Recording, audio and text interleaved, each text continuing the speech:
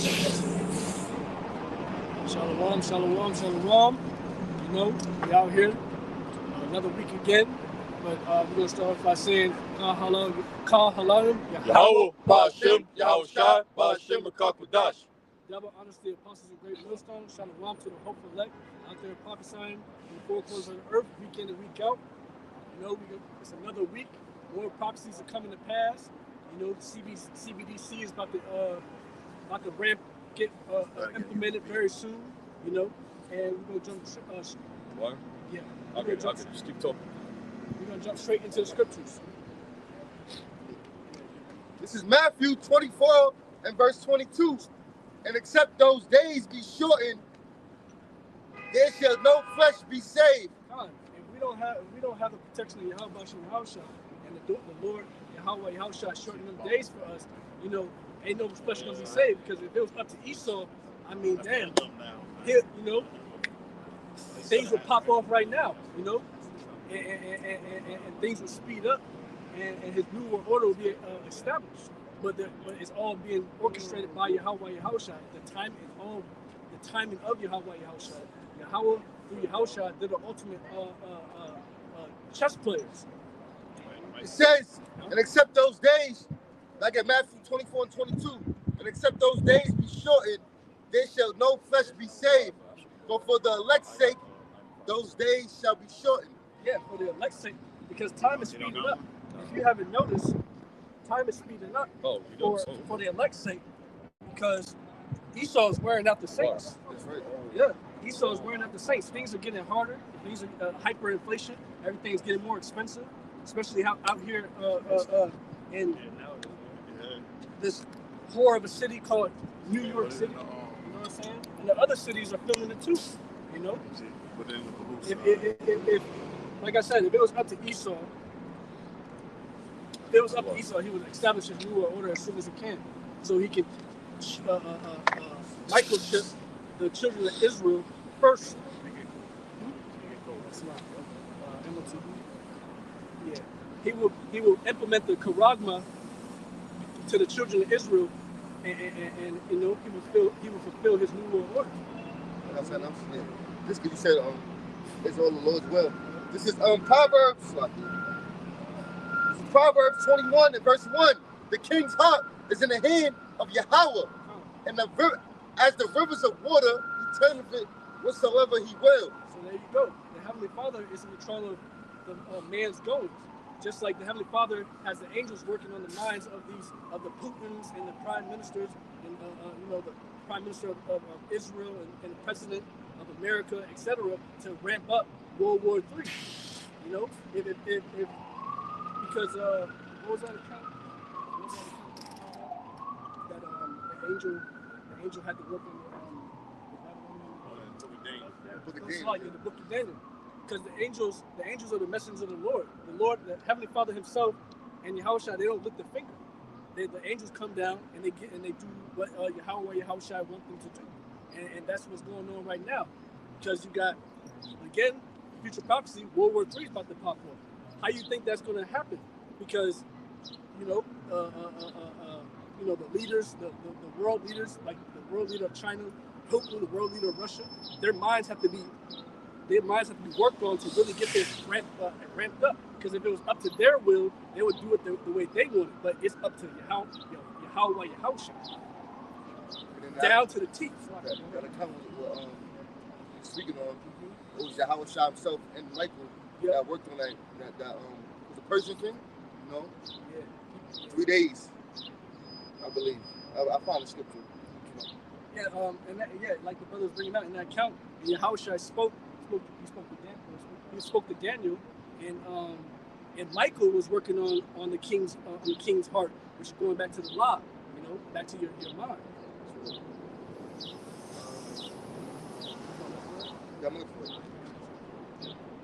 So Romans chapter 11 verse 7. What then? Israel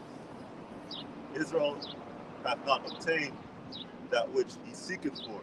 Yeah, they're not seeking for Yahweh Yahushua. They're seeking for that bag.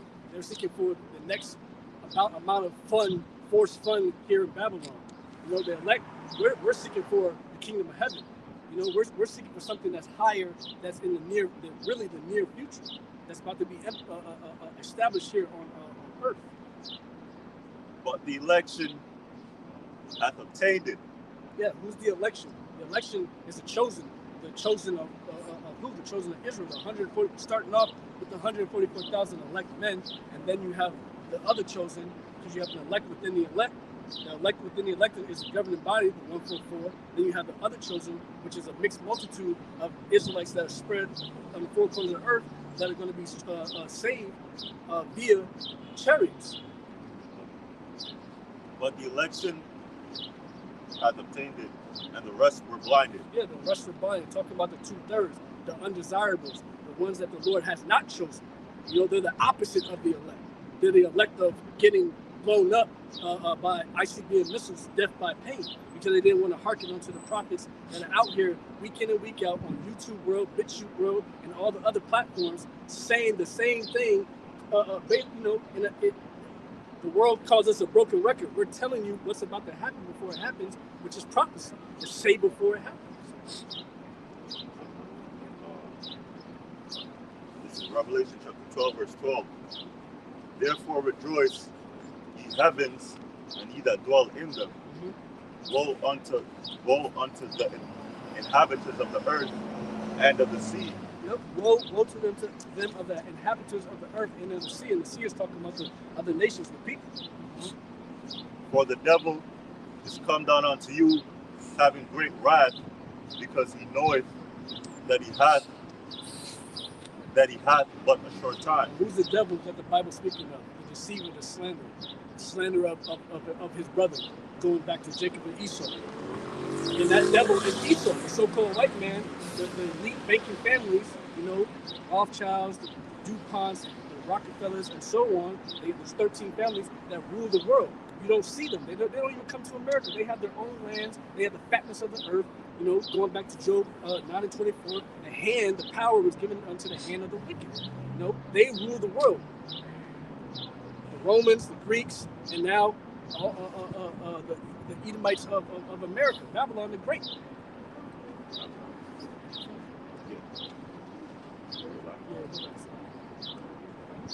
Because,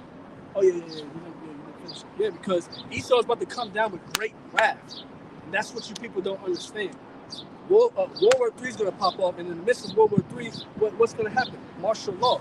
FEMA camp, the Walmarts a lot of Walmarts are being shut down. My mom has told me that Walmarts are being shut down in DC. Big mega Walmarts. So what do you think these Walmarts are going to be used for? They're going to be used for FEMA camps. Because the New World Order will be established here in Babylon the Great. This is going to be the epicenter of the greatest judgment and the greatest deliverance of the Israelites. Revelation chapter 12, verse 12. Therefore rejoice, ye heavens, and ye that dwell in them. Woe unto the inhabitants of the earth. And woe means destruction of the inhabitants of the earth, and the sea. The sea is going back to the heathens and the people. And of the sea, for the devil is come down unto you, having great wrath, because he knoweth that he hath but a short time. Yeah, we're about to enter the time of Jacob trouble. And you know, that's one of the things is they want to ban, you know, TikTok to the excuse of it pose a national threat.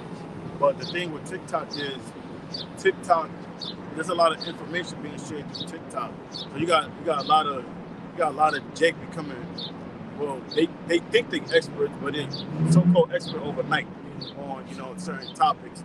But so they're aware of certain things. Because you watch a TikTok video, they break it down to a kindergarten level, and it'd be a short vid. And Jake start watching this and, you know, waking up to, you know, what's happening, and they're aware, but Jake don't fully understand, you know, what's the end all of all of this.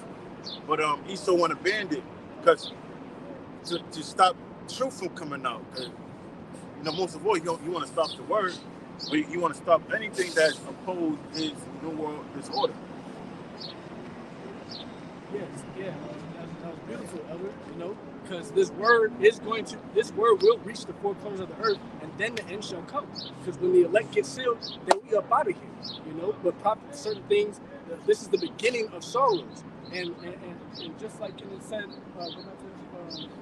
that the devil is come down unto you having great wrath, because he knoweth that he hath but a short time. So Esau, the elites of the elites, know that they have a short time. They know that their time is almost up, because the Lord, at the end of the day, is in control. And they know there's a heavenly Father, but they take orders from Satan.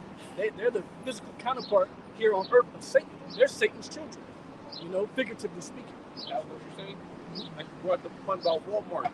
Walmart is people depend on Walmart's food, clothing, you know, at reasonable prices. Resources. You know, now if you want to camp out, you want a Walmart. All right, so how the hell you want to defend yourself if you can't get the supplies you need? So that's really Esau starting to come down to people. You know, now they got the Fed now. The Fed now, they're trying to do away with money. So if you want to make any cash exchange, you got to go through them. So now they can tell you what you can do, what you can't do with your own money. So that's Esau starting to come down, man. You can't lie to the IRS no more. Yeah. They watching now they can see every transaction you make. No more give it a cash app, and everything will go through them. They can monitor everything you do. And you know, beginning with the elders, the elder pastor hall, on down. You know, we've been covering these topics, and these topics is being brought up, and you know, a lot of Jakes is talking about this. So now these other Israelite camps have to cover it. Jake gonna ask the question, have to cover it, and you know, it's showing like ISBK. You know, now they got to break down Revelation 13 chapter now, because everybody questioning, are you sure it's not the digital currency? Right. Are you sure it's not talking about that? Right. IUIC slowly trying to put it in there, but years ago they were saying it was conspiracy theory. Now everything's being made more clear. So, you know, IUIC slowly trying to sneak it in, but that's because it's being made more clear. But, you know, when it wasn't clear, beginning with Elder Pastor Hall, he was talking about it back to back. And it all starts with the apostles and the elders of CT on down. You know, the prophets are out here, going back to, you know, Luke 1 and 70, Hebrews, what was that, Hebrews 1 and 1? Yeah, that's 1 and 1, 1 and 2. Yeah, 1 and 1 and 6. 1 and 1 and 1 and 2. 1 and 2. The prophets, the Lord's holy prophets are out here prophesying week in and week out what's about to happen. Going to the word prophecy to say before it happens, to give warning, because that's fair. Yep, the Heavenly Father in Ezekiel, he said, give them warning from me, because the Kodash comes down and gives us the understand, the wisdom, knowledge, and understanding to say what we need to say to the people to warn them before it happens. And that's fair, because now there will not be any cloaks for your sins. This is our job. That's it. So Isaiah 15:1. Cry aloud, spare not. Lift up thy voice like a trumpet. Cry loud, spare not. Lift up thy voice like a trumpet. We're Yahushua himself, his voice is so deep that he could talk to a multitude of people. Now, my voice ain't that deep, and there ain't no people really out here to listen. But I can speak like a trumpet into the unicorn through YouTube, through this live feed, to talk to the people across the world. You know. It says, and show my people their transgressions. And show my people their transgressions. Who are my people? The Israelites, the blacks, Hispanics, and Native Americans, mainly here in America. But then you have Israelite foreigners that don't look like all of us out here, or so-called black men out there in France and Germany and Singapore and etc. Even in Japan, all over the four corners of earth, that are going to receive this word in some way, shape, or form, because hasn't knowledge shall increase. And that, you know, you got the subtitles that can, you know, if you're in Japan, the subtitles will translate it for you to understand. You're going to understand if you're if you are an Israelite and of the elect. You're going to understand the name of the Lord is Yahweh Yahushua and everything that we're breaking down. It says, and show my people their transgression, in the house of Jacob their sins. God, in the house of Jacob, really is talking about the house of Judah, because Judah's the head tribe of all the whole family of Israel. You know, of the other tribe. Judah is the head. You Judah. said something about house of Say it again. you said something about house of Judah. Read it again. It's like It says, in the house of Jacob their sins. it's like the house of Jacob. It's like So you're all 12 tribes. yeah, it's like the house of Jacob, because Jacob's name was changed into Israel because he wrestled Jacob himself wrestled against an angel, and the angel. Jacob is interchangeable with Israel. Yeah. Well, That's it. It's interchangeable with Israel. Sometimes it might say Jacob, sometimes it might say Israel. So it's talking about pretty much doing an outreach to the word of the Most High. You have to teach them, answer the question that they have, going to the dark secrets of the Bible, make it clear. And that part, that one stood out to me. We got to make this clear. We have to break it down to the simplest form, because Jake is simple. They're simple-minded, and they're naturally rebellious through the spirit to how you say, fix their problems or fix their sins.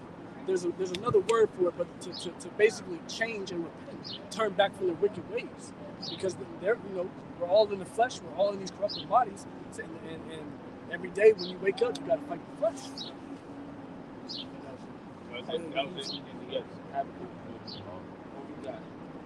Habakkuk chapter 2, verse 3. For the vision is yet for an appointed time, but at the end it shall speak and not lie. Though it tarry, wait for it, because it will surely come. It will not tarry. And that's beautiful. So you really got to comprehend what the prophets are saying, because it says, it says for the vision, not visions, because all the prophets had different accounts written for the elect, but it all was summed up in one vision: the destruction of Babylon the Great. You know, Ezra, John the Revelator, etc. They all saw that. They also one vision, the lead up, because we're living out different events of the end times. The different events of the end times, like a big movie, big production that we're living in right now. Because we are those prophets of old, reincarnated, and it's not hard to understand. But it's not hard to understand. But if the spirit's not dealing with you, spirit's not dealing with you, and we gonna move on. You got some prophecy of the kingdom. You got some prophecy of the coming of Yahushua suffering down on the cross. You got some prophecy of us waking back up and turning to the Most High. What else? Prophecy of the destruction of America. Prophecy of the economic collapse and Jacob's trouble. These are all different events, that the prophets all spoke about. Some of them spoke about the same event, but they used different metaphors. It was cryptic. Even when they wrote it, they didn't fully understand it. But now it's being made clear, because the spirit is revealing it. And he sent men, and we were taught by men, and now we all teach it to make it more clear. Habakkuk chapter 2, verse 3. For the vision is yet for an appointed time. When you get the word appointed, look at the English definition. So it says the vision, because when you see these visions of futuristic events, it was written down. That's why you have the book. We have the book of Isaiah, and within it you're gonna find prophecy. The book of Ezekiel, the book of Obadiah, the book of Zechariah. That's where you get the word Bible from. It derives from the Greek biblios, books, composition of books in a plural form, because these were different books, but it was all put into one book. Look at the word appointed. The word appointed, regular dictionary, is of a time or a place decided on beforehand, designated. Let me give you an example. She arrived at the appointed time. What else you got? 2, a building of a room equipped or furnished in a specified way or to do a specified standard. A luxurious appointed lobby. All right, so read the first one. It says of a time or place decided on beforehand. So of a time and place. You know, the Most High have a set time, and you have a set place where the destruction is going to take place. That's what it says. Vision is set for the appointed time, because everything is set already. Okay. Okay, read again. Habakkuk chapter 2, verse 3. For the vision is yet for an appointed time, but at the end it shall speak and not lie. Though it tarry, wait for it, because it will surely come. It will not tarry. So right now it seems like so right now it seems like World War III is tearing, but there's a buildup, and the Lord's all about theatrics. But when it happens, it will not tarry and not lie, and then therefore these other camps are going to have to confess and adhere to everything that we've been saying. They're going to have to bow down to that the apostles and the elders on down. Some way, some down the line, that we are the real prophets, because somebody has to be the real prophets, and somebody got to be the fake, the false prophets. And the prophecies are going to solidify that, because we've been teaching that going all the way back to 1969 with our elder high priest Ahmed Ben. Yes, because there's two different paths. A path of life and salvation is a path of destruction, and it's going to be made known who is leading you to the path of life, and who is leading you to the path of destruction. So we read about appointed, right? Now read Job 14. This is Job 14 and verse 5, and it reads, "Seeing his days are determined, the number of his days are determined, the Most High already appointed what season is going to be. If it's going to be day or night, whether it's going to be in whatever season it's going to be. So everything's appointed. Where it's going to take place. So the Most High already appointed everything. What year it's going to be on? What minute? What second is going to happen? Everything's already appointed. So he said, "Seeing his days are determined." Whose days? Esau's kingdom. Okay. It says the number of his months are with thee. So the number of his months is with who? The Most High. Because only the Most High knows of the exact day and hour. Okay. It says, "Thou hast appointed his bounds." There go the word appointed again. The Most High has appointed his bounds. And what are bounds? Bounds are borders. That's what you say things like boundaries, borders. So the Most High set a border where his kingdom cannot overpass. Okay? It says the number of his months are with thee, that has appointed his bounds that he cannot pass. There's a border. So the Most High set a border for Esau. At this set time and date, he cannot get an extra day or second out of it, because that's his borders. He cannot pass it. That's enough. That was the point. Okay. I think you was trying to say. Oh, yeah, okay. It's Ecclesiastes 3:1. To everything there is a season and a time, to every purpose under the heaven. Yeah, the Lord has everything down packed how He wants it. Just like us, we're regular men, but we want things how we want it, down to the smallest detail. The Lord is very tedious and meticulous on every aspect. Let alone think about this. The Lord designed every single soul here on the earth and gave them the different characteristics and personalities and spirits and yada yada yada, down to the T. Yeah, but go into every appointed time, set everything for appointed. Read again. Ecclesiastes 3:1. To everything there's a season. There's a season. And a time to every purpose under the heaven. Yeah, we had our time to suffer. Now we read about the Most High was going to punish us if we went astray. But then also say all these curses shall come upon your enemy. So we headed towards that time, and we're going to receive mercy, and Esau is going to receive all the curses That's right. Because right now we're in a time of mourning, and we're supposed to be in the house of mourning, and not in the house of mirth. You know, and eventually the whole world is going to be at a point in time that the whole world's going to be feeling how we feel, but it's going to be flipped because we're going to be rejoicing because the prophecies are coming to pass. Just like World War III has an appointed time, martial law has an appointed time, the famine has an appointed time, the pestilence has an appointed time. There's a time for war. There's a time for peace. God. That's a picture right here. I'm gonna jump down to verse 8. Ecclesiastes 3:8. A time to love and the time to hate, a time of war and a time of peace. God, and right now we're not in a time of peace. We're in a time of war. We've been going all the way back to 2020. You know, when the so-called scandemic popped off. That was the start of the beginning. Really, you know, through the spirit, through the beginning of sorrows. I say this too. For the nation of Israel, the so-called Negroes, Latinos, Native Americans, man, we only be in captivity, man. All right, we basically been at war.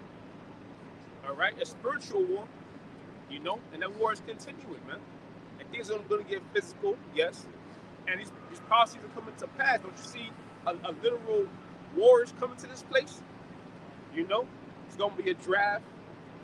All right, you see that the nuclear technology is stuff for no reasons because it means a time of war and destruction. And the time of peace is going to be in the kingdom. All right, that's when everybody's going to be at peace.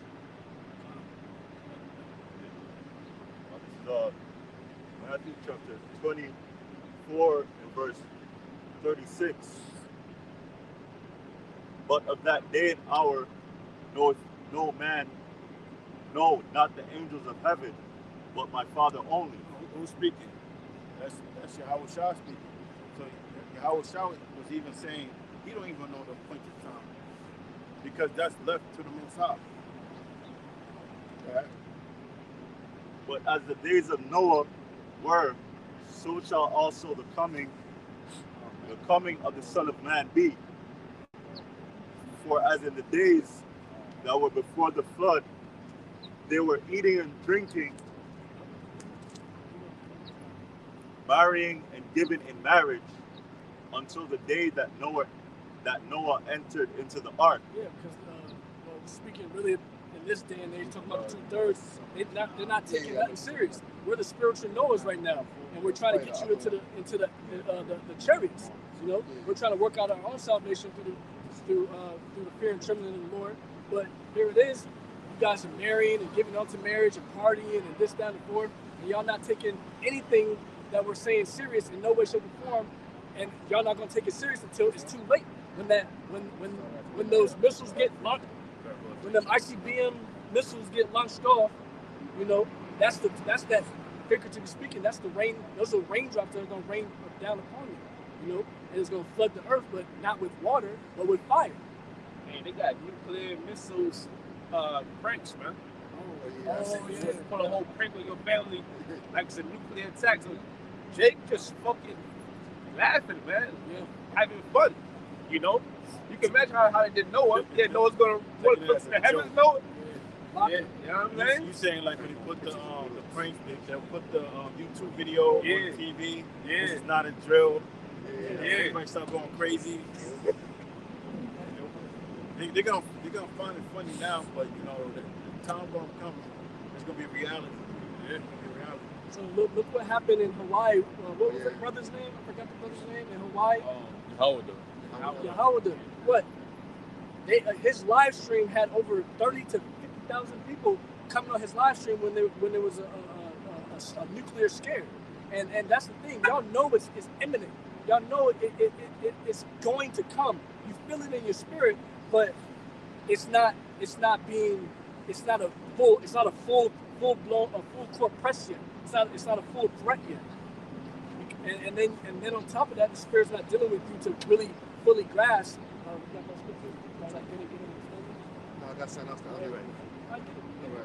This is Luke 21 and verse 29. And it says, he spake to them a parable.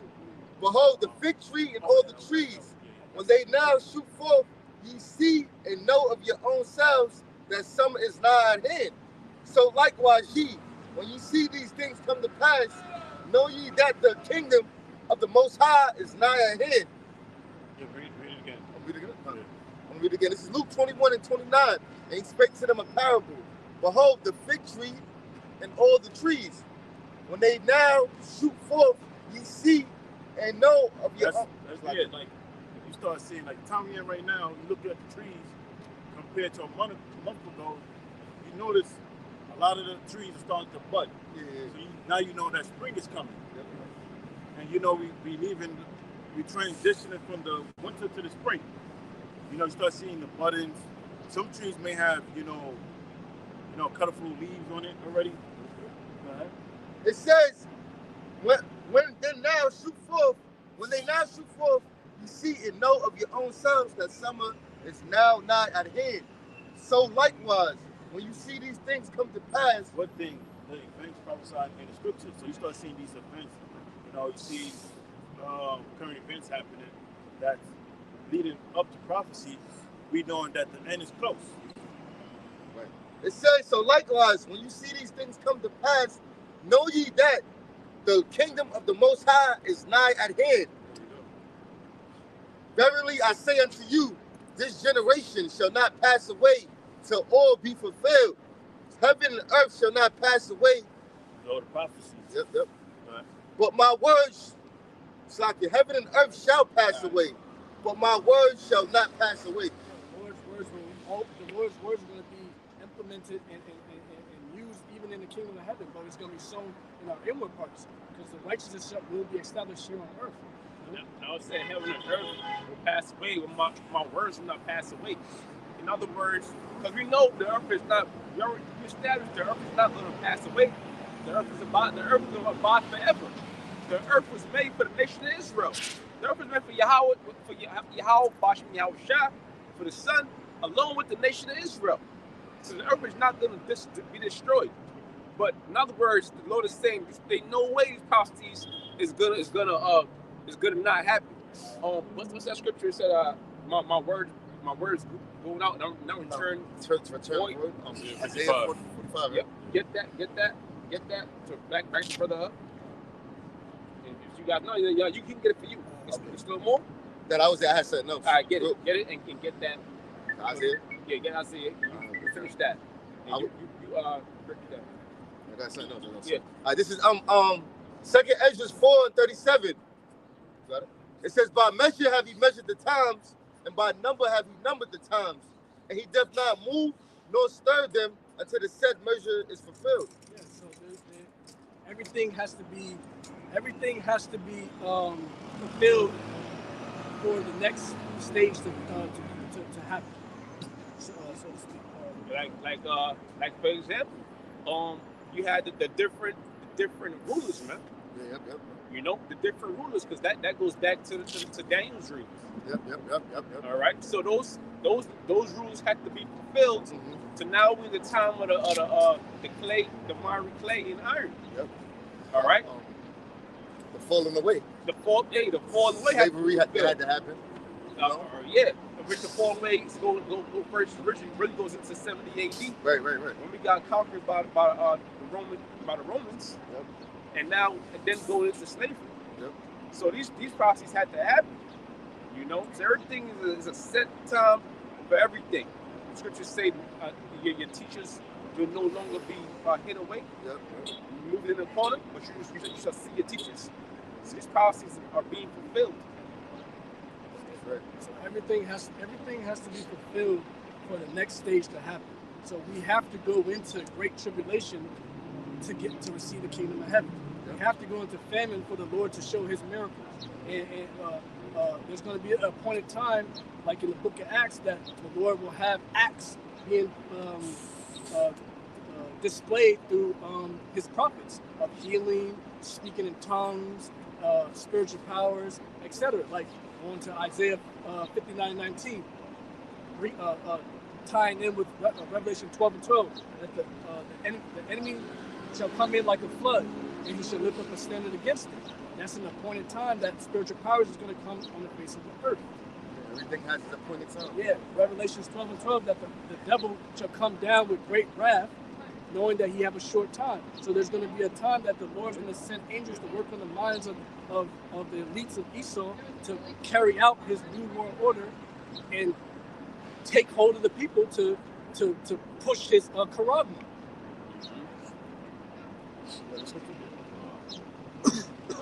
Isaiah chapter 55 and verse 11.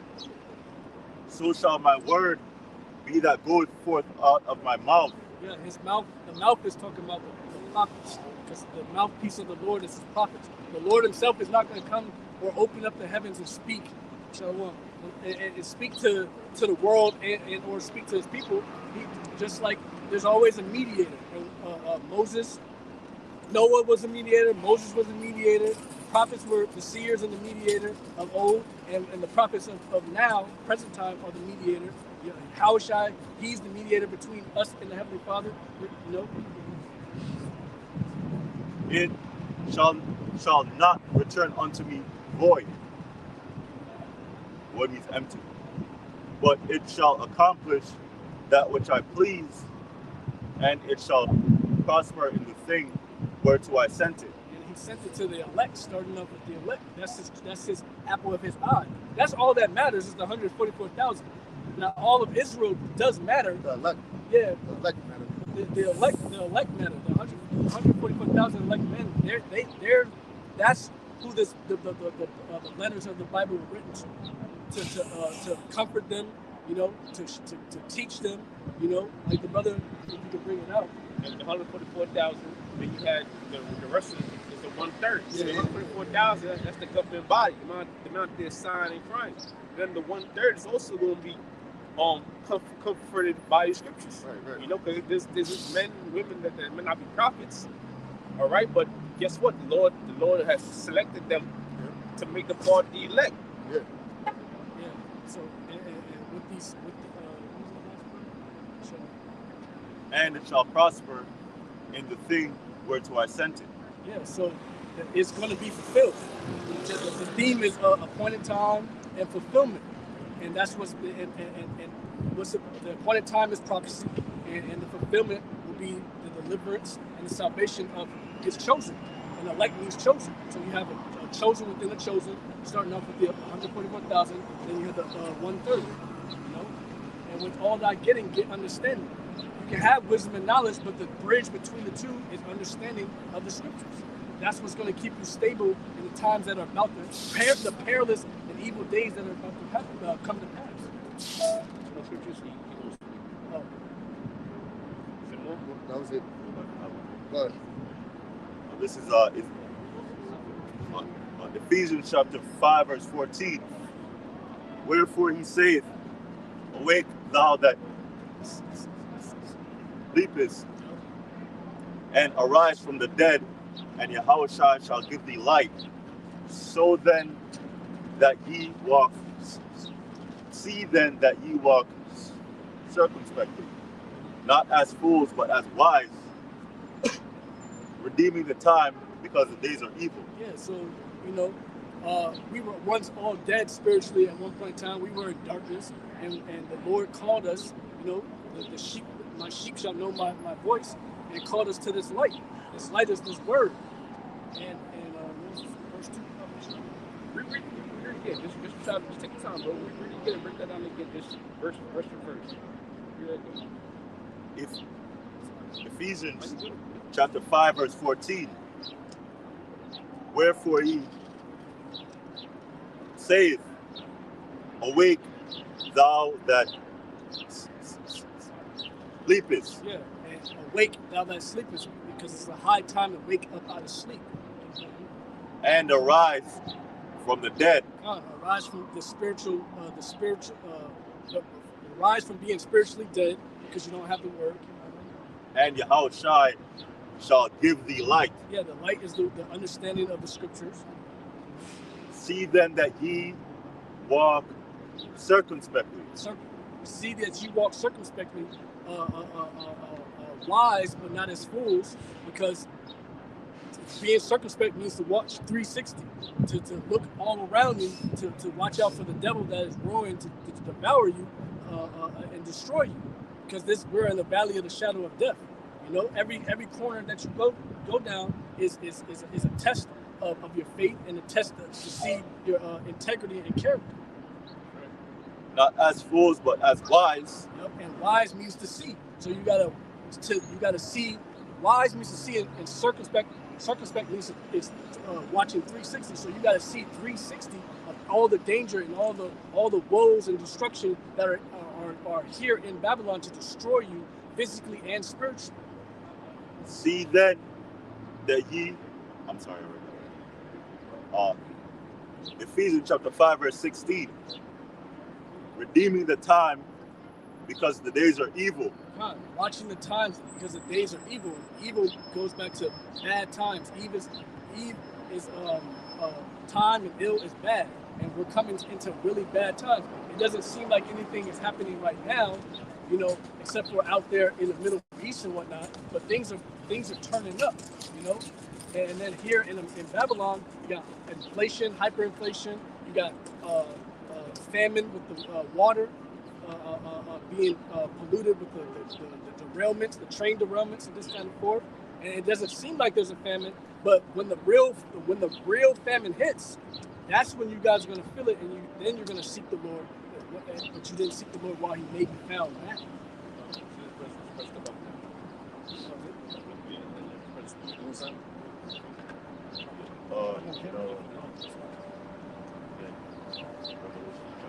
Yeah, man, and a lot of things going on right now, like a shortage on chicken, so the price of eggs skyrocket.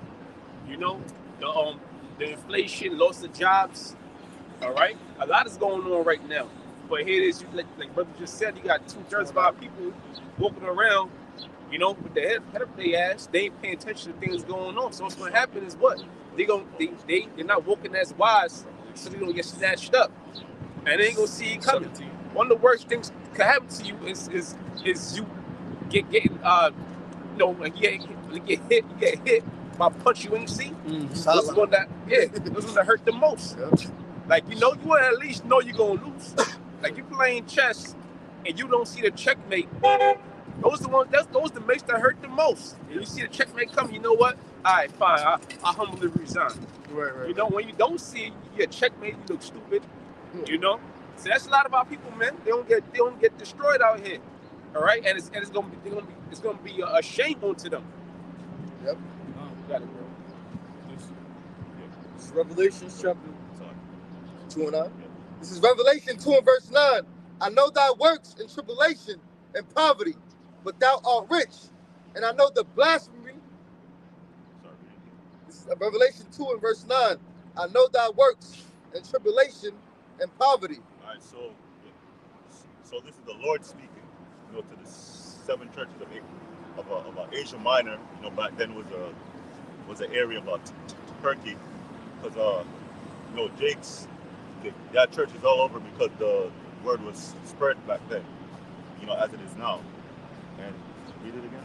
It says, Revelation 2 and verse 9, I know thy works and tribulation and poverty. Yeah, so works, tribulation, and poverty.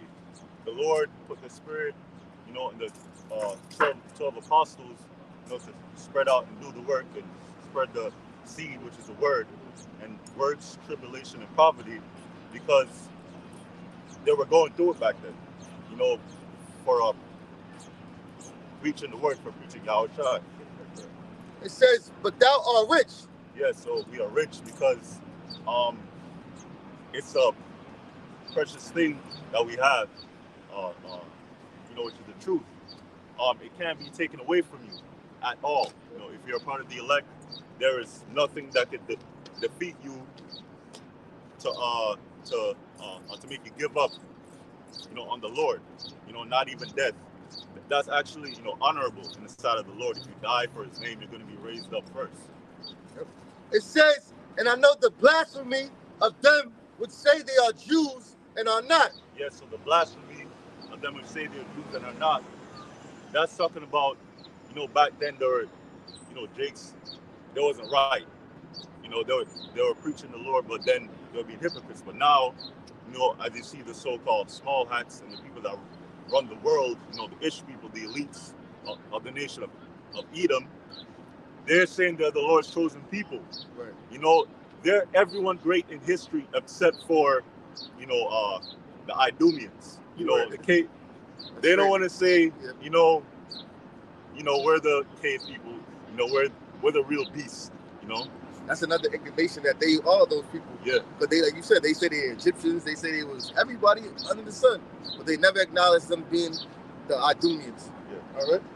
It says, and are not, but are the synagogue of Satan. Yeah. So they're the synagogue of Satan. They're the house of Satan. They know that the Lord exists. They know the prophecies. They know the scriptures. They are mega rich. They hire all types of people to seek out what happened, you know, in the scriptures to see if it really happened, and it did happen. Yep. So that they know that it's real. They know the Lord is real. They know we're the real Israelites. But they're trying to upset prophecies because they worship Satan, and Satan is lying to them through the demons that they talk to. That they're gonna win somehow when the Lord comes back.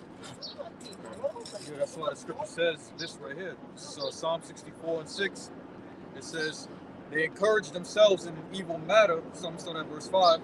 They encourage themselves in an evil matter. They commune of laying snares privily. They say, who shall see them? They search out iniquities. They accomplish a diligent search. Yeah, so they accomplish a diligent search. The Lord said that they're wiser than Daniel. But the Most High put the Spirit in them to search out every single thing. You know, they know certain things exist, and they lie to the people, you know, to keep it for themselves.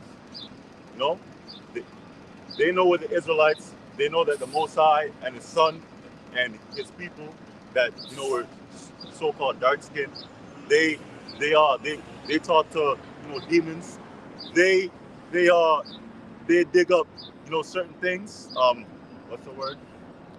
Archaeologically. Yeah, archaeologically. Yeah, and to find out that, you know, King David existed, you know, King Solomon and so on and so forth, and these different, you know, ancient civilizations, that they're actually real. Yep. And they know that the scriptures are real because the flood, you know, it happened because they searched that out too.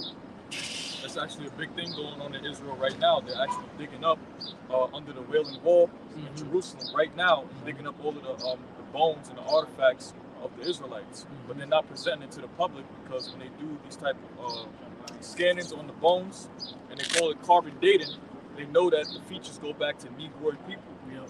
So Esau and his demon technology, they're trying to figure out ways to fit it to them, but they can't. It's called excavating. I appreciate it. Done. It says Ezekiel 28:3. Behold, thou art wiser than Daniel. There's no secret that they can hide from thee. Yeah, so there is no secret. We're recording, you know, on a device, and it's going on YouTube, right? The Lord gave them that technology. Okay, read this. Ezekiel 28:3. Behold, thou art wiser than Daniel. Yeah, wiser than Daniel, because Daniel was a very wise man.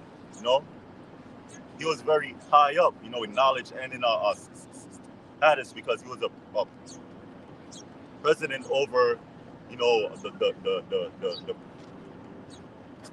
Persian Empire, which is very large.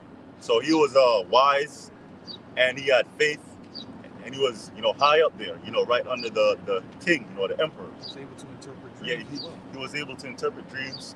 You know, he made a bomb, you know. He was very wise. It says, behold, thou art wiser than Daniel. There's no secret that they can hide from thee. Yeah, so there's no secret that they can hide from the so-called white man, you know, which is the devil, because he's gonna search everything out. If you think that certain information, you know, coming out, you know, about the government, you know, and all the wickedness that they did to the mass people, you know, to the Americans, you know, the wicked experiments, you know, that they did, and mainly on our people. You know, if you think that the government don't know, they do know. You know. Go on. It says, with thy wisdom and with thine understanding, thou hast gotten thee riches and hast gotten gold and silver into thy treasures. Yeah, with that wisdom and with that understanding. You know, Esau is a serpent. You know, he's a conquistador. You know, he conquers lands and all that.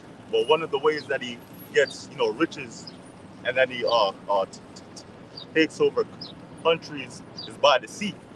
You know, he goes into a country. He sees how it is.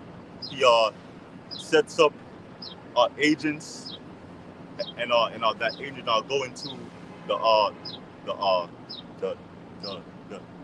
king's house, so to speak, and then that agent, you know, does his work and cause all different type of confusion, and then, you know, the people goes against the rulership, and that eventually, you know, brings down the kingdom, and then he goes in there and sets himself up. That's by deceit. You know, he didn't physically have to go in there with 10,000 men and, you know, take over, which he does, but that's one of the ways that he does it. It's by wisdom, because it's actually wise. I got something real quick. This is Genesis 3 and verse 1. Now the serpent was more subtle than any beast of the field. I got it. Yes. The word for subtle, regular dictionary, is sly, artful, cunning. Yeah. You know? Sly, artful, cunning. Yep. Can you look up the word? Cunning. Cunning. Yeah. Yeah, so Esau is a very sly creature. Yep. You know? Oh, that's good. Cunning. It says having or showing skill in achieving one end by deceit or evasion. Yeah, so by deceit or evasion, which it really should be by deceit and evasion, because it's both he uses. He goes in, you know, as a serpent. He's like, yo, you know that, you know, yada yada yada. Like, you know, he went up to Eve. Yeah. He did it by deceit, because he was like, you know, you could be a god too, you know, knowing both good and evil, you know. Manipulation. Yeah, manipulation, and by evasion, because it's not gonna go back to him, because he didn't physically do it. He did it by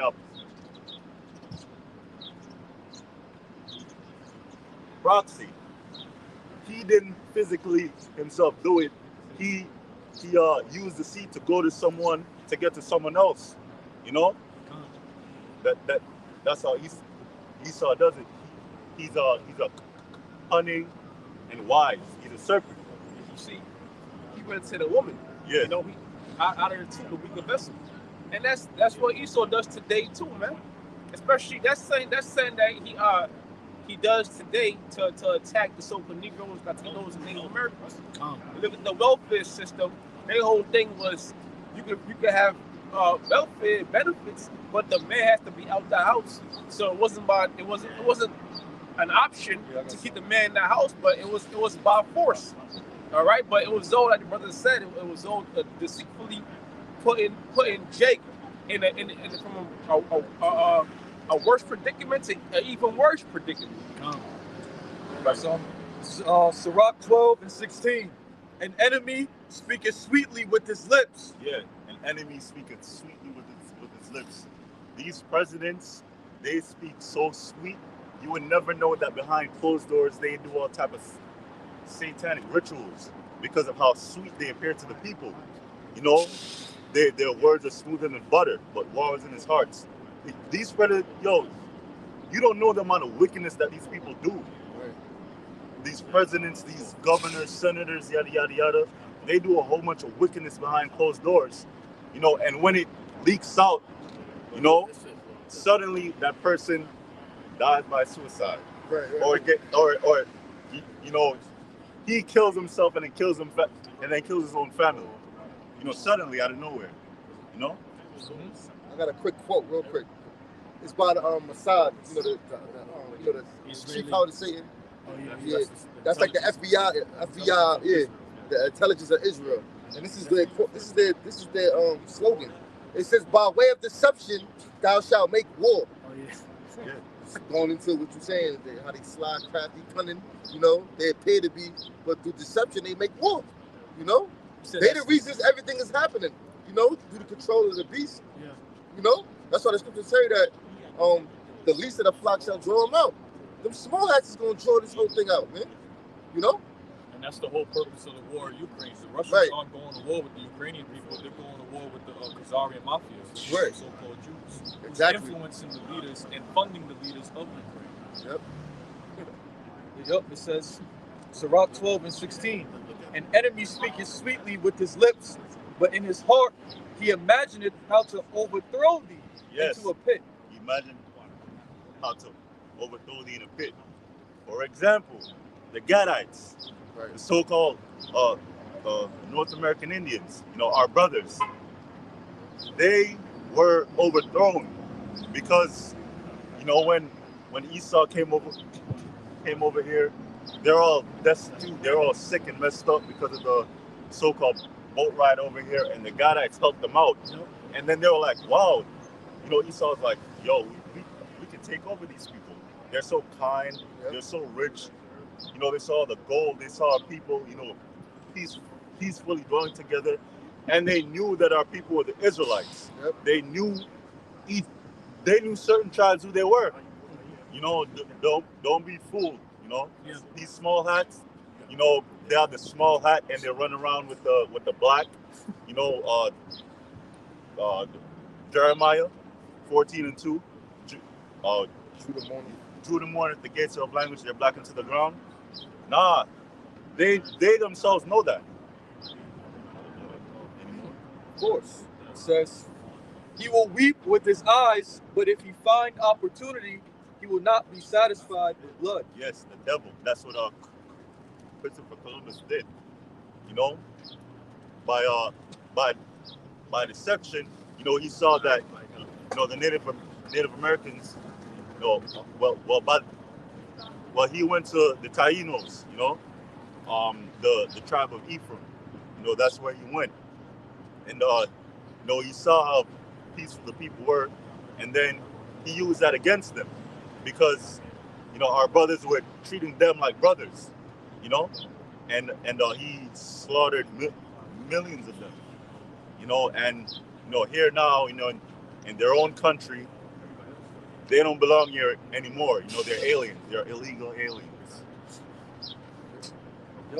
Read it on. It says, if adversity come upon thee, thou shalt find them there first.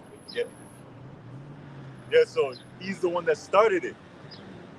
You know, he's rolling out this system, this cashless system. You know, suddenly the founder of Cash App just died out of nowhere. As soon as this new app, the FedNow app, is coming in, you know, very soon in a few months. It wastes no time. A few weeks. July. Yeah.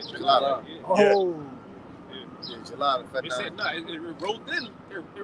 It rolled in this week, but it's gonna be like launched. Fully. Yeah, fully. Yeah. Damn. Shit. I missed that. He saw it moving, man. He got it in a short time. Yeah, so he shall find him there first. He did what he did. He did what he did, you know, to the founder of Cash App. And then he's just there. Well, we have the solution. We're sorry for what happened, but we have the solution. You know, it's gonna monitor certain things, but it's safe. You know, they're gonna try to seem like, oh, it's well with privacy protection. It's gonna encrypt certain things and all of that BS, but it's really to monitor you, because he wants to make you a slave and he wants to be the Most High on earth. Can you get that? He wants to be like They're the gonna Most High. program it to where you can buy or make any transactions without them knowing. And if they don't want you to do it, you're gonna get access denied or when you swipe your card and say you got no money in it, what they say? Decline. Decline. Say decline. You know, you get the decline. Try again. Decline. You know, you Paul, they gonna tell you, look, man, you don't want you doing that. Right. Go home. Are you buying so much silver? What's going on? That's also kind of with the black cards, with the celebrities. Yeah. Like if they try to go and buy camping supplies and stuff, Esau can be like, yo, they'll automatically get a card, be like, what you doing? Why you buying all them supplies and survival stuff? Okay. Yeah. This is Ezekiel 28:6. Therefore, thus saith the Lord power, because thou hast set thine heart as the heart of the Most High. Behold, therefore I will bring strangers upon thee, the terrible of the nations. Yeah, so he set his heart as the heart of the Most High.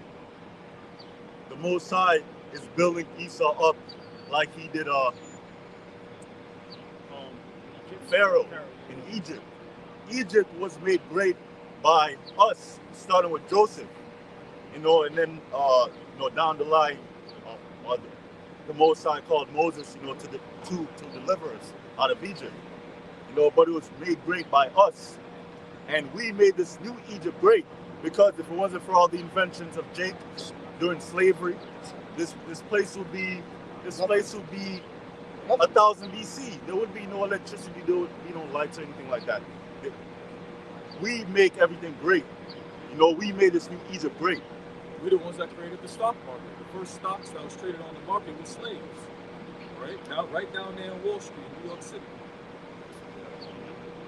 This is Ezekiel 28 and verse 6. It says, therefore, thus saith the Lord power, because thou hast set thine heart as the heart of the Most High. Yeah, he wants to be the Most High, because the Most High is raising him up, and the Most High gave him all this wisdom to make the technology to bring in the MOTB, and for the cherry on top, the thermonuclear missiles. Because that's another of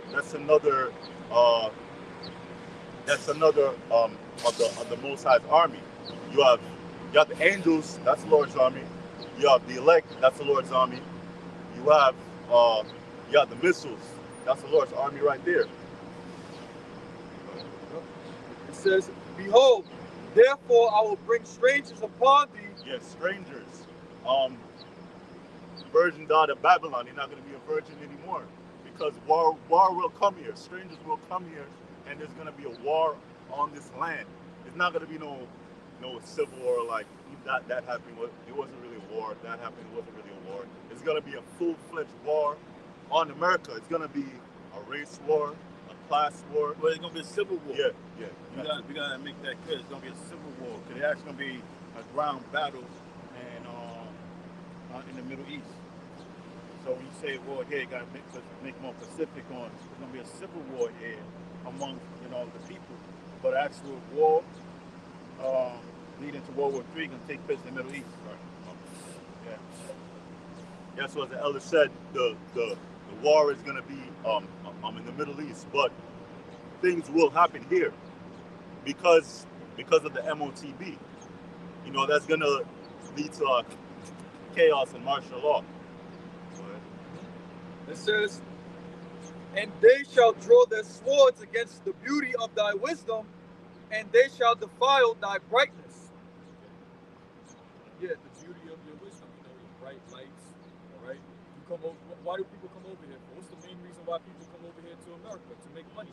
But now the Heavenly Father is destroying all of that. Each and every day, the infrastructure and the economy is dwindling day by day. Right?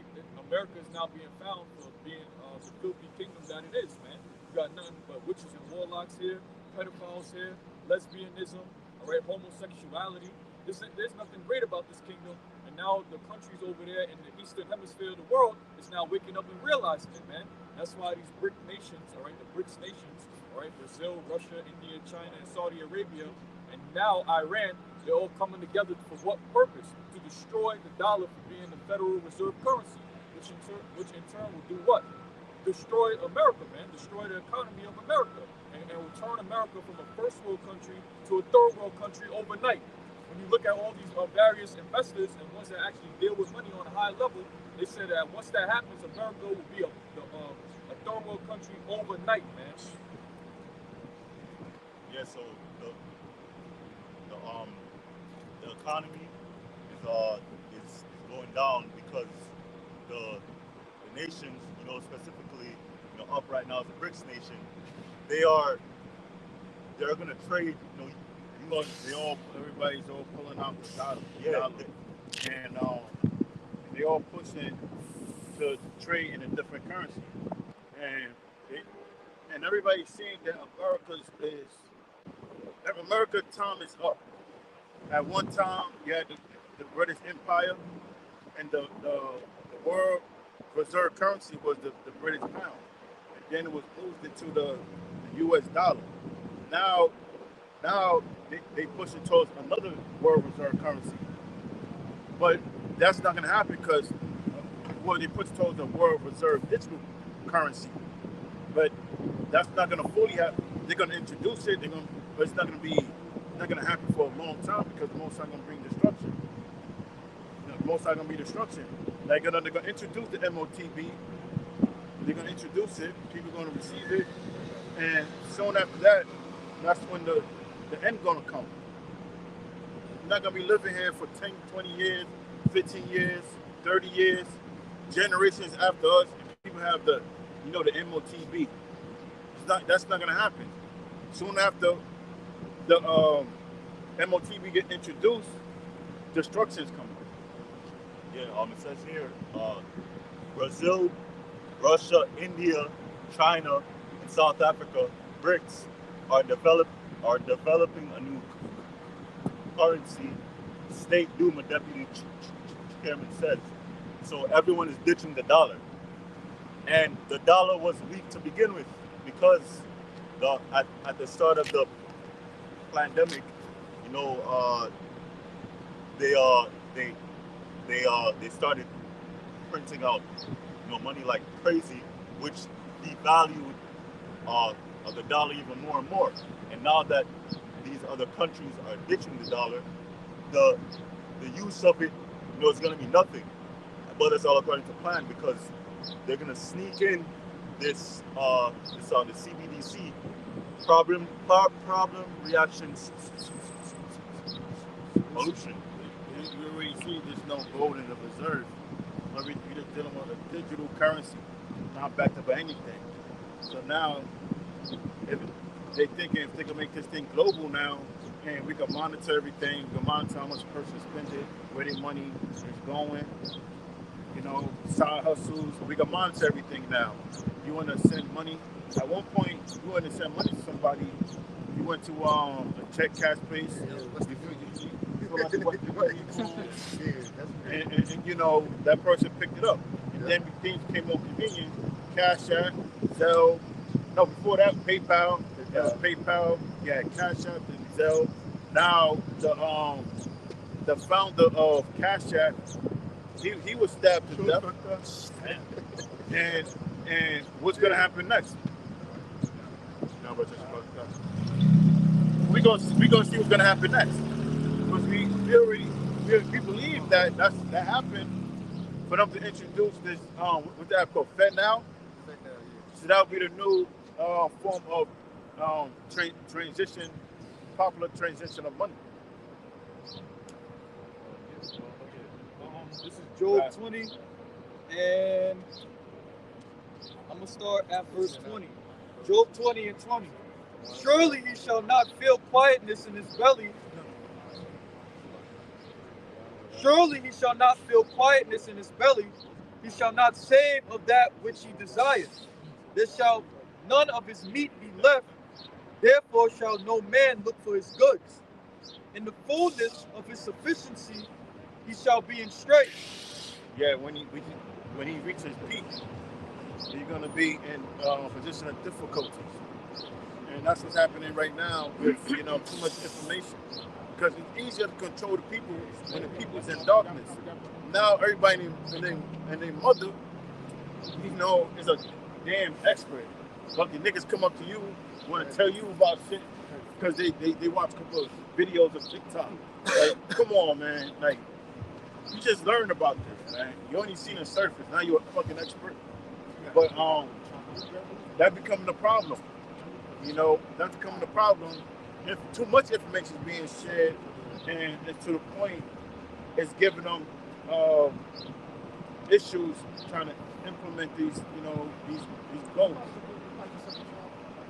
Okay. It says, every hand of the wicked shall come upon him. When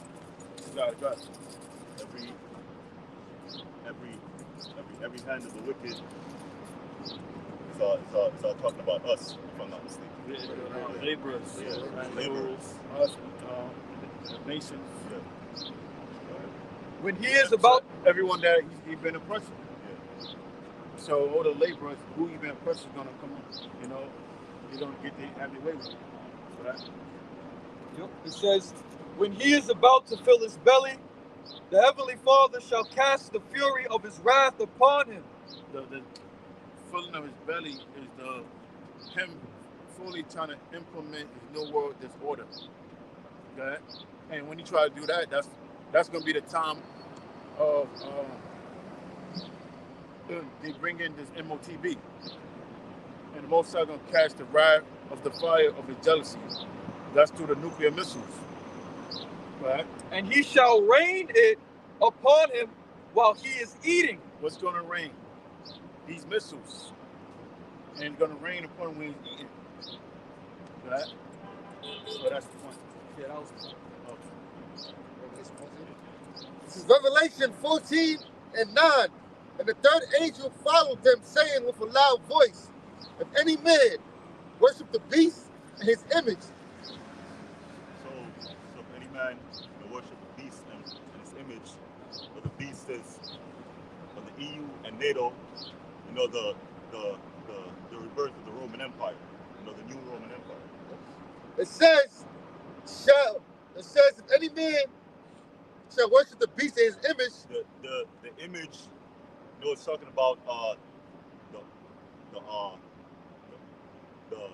the likeness of it. Meaning, if you go according to start with the beast. What's the beast? Well, the beast is the EU and NATO, which is the revival of the Roman Empire. And so what would be the image? The image is a laws. Right, the format. Yeah. Following the format of the Roman Empire. Like you had senators, exactly. Give an example. Yeah. And but back in the Roman Empire, they were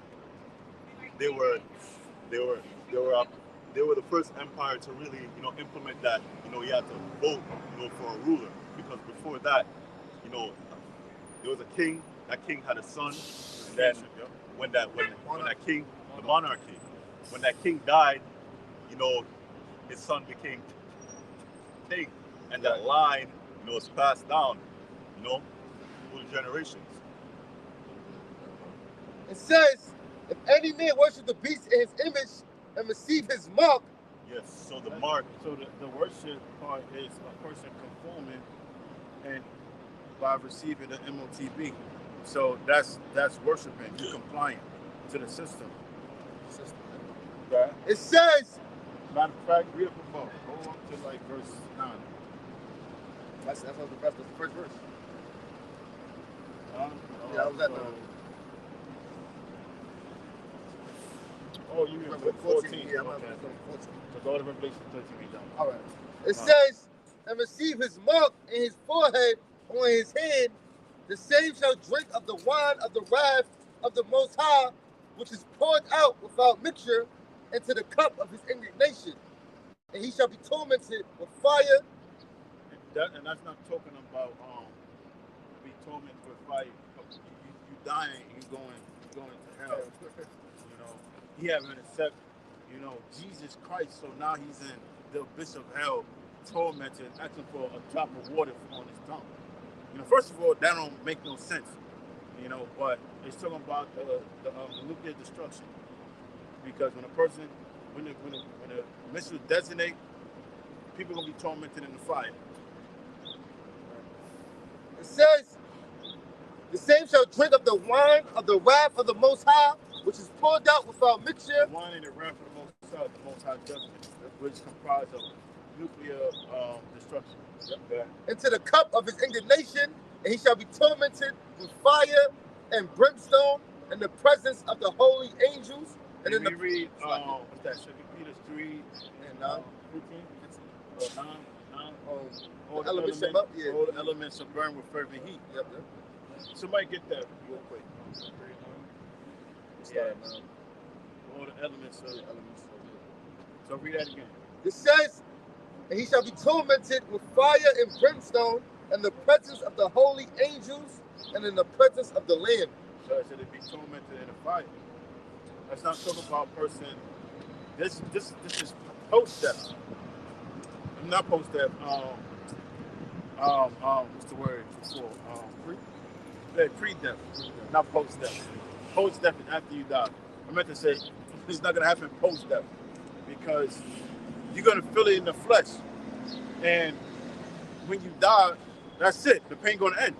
It's not gonna happen in a place where you just in a spiritual realm just burning. Now you're gonna be in the physical realm burning and thinking about all the sins you committed, and then you're gonna die. Bad. 2 Peter chapter 3. I'm gonna start at verse 9. Yeah. The Lord is not slack concerning his promise, as some men count slackness, but is long suffering to usward, not willing to usward, not willing that any should perish, but that all should come to repentance. But the day of the Lord will come as a thief in the night, in the which the heavens. It says Yahweh Shah is going to come as a thief in the night, because when a thief breaks in, he comes unawares. He comes to the. He exercises the act of surprise. Okay. In the which the heavens and the night also represents the end of Esau's day, going into a new day. So the end of his rulership. That's when Yahweh Shah is returning. Okay. In the which the heavens shall pass away with a great noise, and the elements shall melt with fervent heat. Yeah, because everything is comprised of elements. Our clothes, your phone, your car, is all, even our body. Yeah, your body is comprised of elements. Okay. The elements shall melt with fervent heat. The earth also and the works that are therein shall be burned up. Seeing then, the works, wickedness, the buildings that was newly built under construction, anything is comprised of works. You know, wicked works. You know, that's going to be all burned up. Because it's not going to be people here to perform the act no more. Everything will be destroyed. Okay? Seeing then that all these things shall be dissolved, what manner of persons ought ye to be in all holy conversation and godliness? In other words, it means what state of mind you're supposed to be in. Not that you know about the events that's going to take place. What state of mind should you be in?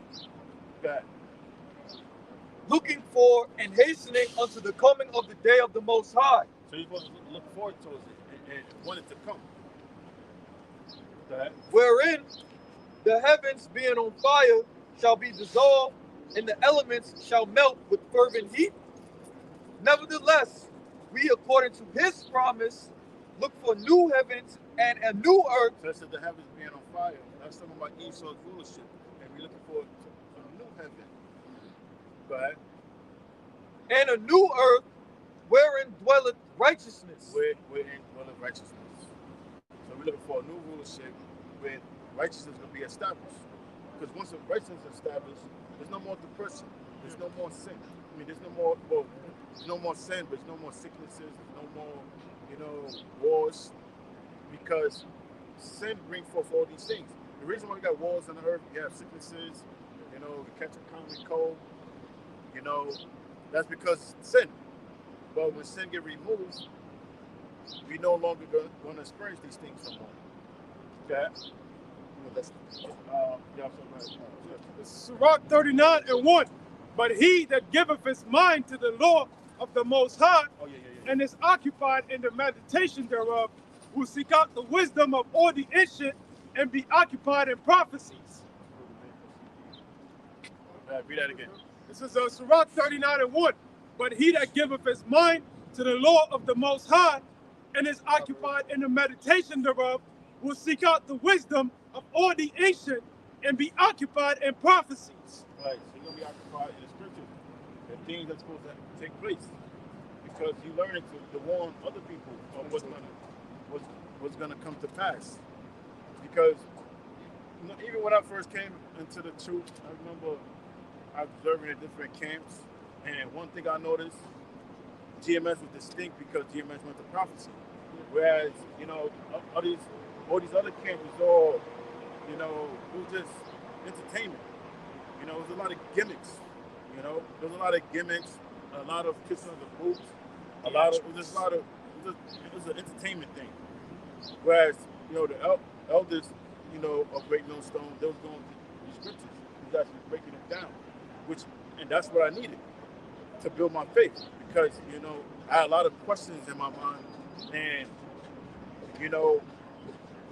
after you learn the basic scriptures, in your Israelite, Deuteronomy 28 chapter, the color scriptures, there's still questions in your mind you want to know. But I had certain questions that was in my mind, concerning the scriptures, and it was broken down clearly. Proverbs 22:3. A prudent man foreseeth the evil and hideth himself. Right, a prudent man foreseeth the evil. And from the foresee the evil, you gotta search the scriptures. Explore the scriptures. And that's how you hide yourself, because you hiding yourself in a secret place. Where is it found? In the scriptures. Matter of fact, get that Psalm 91. Because we under the shield, we hide under the umbrella of the Most High, pretty much. Under the rock of the Most High. Go ahead. Because the scripture says, like I always be talking, say, go ahead. But it says the Lord is our fortress. So we hide it under the shield of the Lord. Go ahead. This is Psalms 91:1. He that dwelleth in the secret place of the Most High. What's the secret place? The secret place of these scriptures. Why is it secret? Because the scriptures is cryptic, but it's only open unto the elect. Right? It says, shall abide under the shadow of the Almighty. It said, shall abide under the shadow of the Almighty. Now, why does it say shadow? Because when something is extremely hot, human nature is to go look for shade. So during this heat of trouble, we're going to go in the shade under the Most High, or the shadow of the Most High. Because if it's like 110 degrees in the summertime, it's a heat wave, you're not going to just stand there where the sun is beaming and just pass out. Your shirt is drenched, you about to pass out, you're going to go where the shade, even when you're walking where the shade is at. Like this side of the street got more shade, I'm walking this side. That's walking underneath the shadows. So a shade is a shadow. Okay. It says, I will say of the Lord, he is my refuge and my fortress, my power, in him will I trust. Surely he shall deliver thee from the snare of the fowler and from the noisome pestilence. He shall cover thee with his feathers. Now the noisome pestilence is the nuclear missiles, because when they get designated, Scripture speaks about the whole earth is going to run to and fro like a drunkard, and it's going to make a sound, a loud sound, to where other parts, people on the other side of the world are going to hear the destruction of America. They're going to feel it too, and that's the power of the Most High. That's the supreme power. And the Most High going to manifest himself. He's going to manifest his power. That's right. Okay. It says, he shall cover thee with his feathers, and under his wings shall thou trust. He's going to cover us with his feathers, meaning he's going to protect us. Just like a bird protect their young, a bird protect her young to her feathers. That's how she protect them. So the feathers is referring to the chariots, the angels that's hovering over us. Those are the Most High feathers, and we're going to be protected and guarded. Matter of fact, somebody get the angel, got something. The angel of the Lord, you can't put around them that fear the Most High. Precept back that up. Yeah, guys. This is Matthew 23:37. O Jerusalem, Jerusalem, thou that killest the prophets and stonest them which are sent unto thee. How often would I have gathered thy children together, even as a hen gathereth her chickens under her wings. There you go. Hey, read that again. This is Matthew 23:37. O Jerusalem, Jerusalem, thou that killest the prophets and stonest them which are sent unto thee. How often would I have gathered thy children together, even as a hen gathereth her chickens under her wings, and ye would not. So that's how we're going to be. That's what the Most High means. He's going to protect us with his feathers. He's going to guard over us. And read this. Psalms chapter 34, verse 7. The angel of the Lord encampeth round about them that fear him. So the angel of the Lord encampeth round about them that fear him. The angel said everyone, the ones that fear him, right? And it says, and delivereth them. So that's us being protected to the feathers of the Most High. The angels is protecting us because the Most High sent out the decree to keep us guarded and protected. But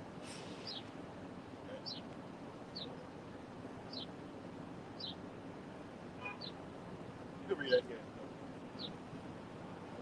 Psalms chapter 34, verse 8. Oh, taste and see that the Lord is good. Blessed is the man that trusted in him. right, blessed is the man. Read that again. Oh, taste and see that the Lord is good. So, oh, taste and see that the Lord is good. Because the word of the Most High is referenced as what? Wine, honey, milk, corn, as a corn, whole milk. You know, but really, corn, you know, was really, it wasn't something that was indigenous in America, in the Middle East. If you really look into the word corn, you will see like grain. Corn is really an American thing. But, So Isaiah 31:5, as birds flying, so would the Lord of hosts defend Jerusalem. there you go. That's the feathers. We be particularly in regard to the feathers. Go ahead. Bring it out. Defending also, he will deliver it, and passing over, he will preserve it. And passing over, he will preserve it. That's why it's going to be a what? A new Passover. As a matter of fact, get Jeremiah 16 and 14. It's going to be a new Passover. Because the Most High, you know, he's gonna guard over us. He's gonna protect us through his son Yahushua. Right. Jeremiah chapter 16 and verse 14. Therefore, behold, the days come, saith the Lord, that it shall no more be said, the Lord liveth, that brought up the children of Israel out of the land of Egypt. But the Lord liveth, that brought up the children of Israel from the land of the north. Where's that north? Over here in America, that's the boat. Since somebody get Isaiah 14. Because now, that's where we located. We're in the north, right? And the boat of the deliverance is going to be here in America. That's why it says, face, face towards the east. Because that's where Jerusalem is at, right? That's where we at located in the world, face towards the east. Because if you're on another side of the world, Jerusalem may not be located east for you. Because the book of deliverance is going to be here in America. In the land of the drawing waters. What we got? So Zephaniah chapter 2, verse 13. And he will stretch out his hand against the north and destroy Assyria, and will make Nineveh a desolation and dry like a wilderness, and flocks shall lie down in the midst of her, all the beasts of the nations, both the cormorant and the bittern shall lodge in the upper lintels of it. Because now the Most High referencing America as, Assyria, and what else did they use? It says, and Nineveh. And Nineveh. Okay. And dry like a wilderness, and flocks shall lie down in the midst of her, all the beasts of the nations, both the cormorant and the bittern shall lodge in the upper lintels of it. Their voice shall sing in the windows. Desolation shall be in the thresholds, for he shall uncover the cedar work. There you go. So that's America. America's going to be left really desolate, you know, as a desert. I got one more verse, and this is the same judgment that's prophesied for Babylon the Great. It says, "This is the rejoicing city that dwelt carelessly, that said in her heart, I am, and there is none beside me. How is she become a desolation?" What chapter is that?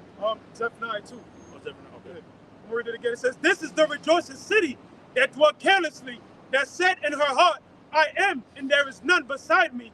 How is she become a desolation, a place for beasts to lie down in?" So somebody that's not, no one's beside you means no one's equal to you.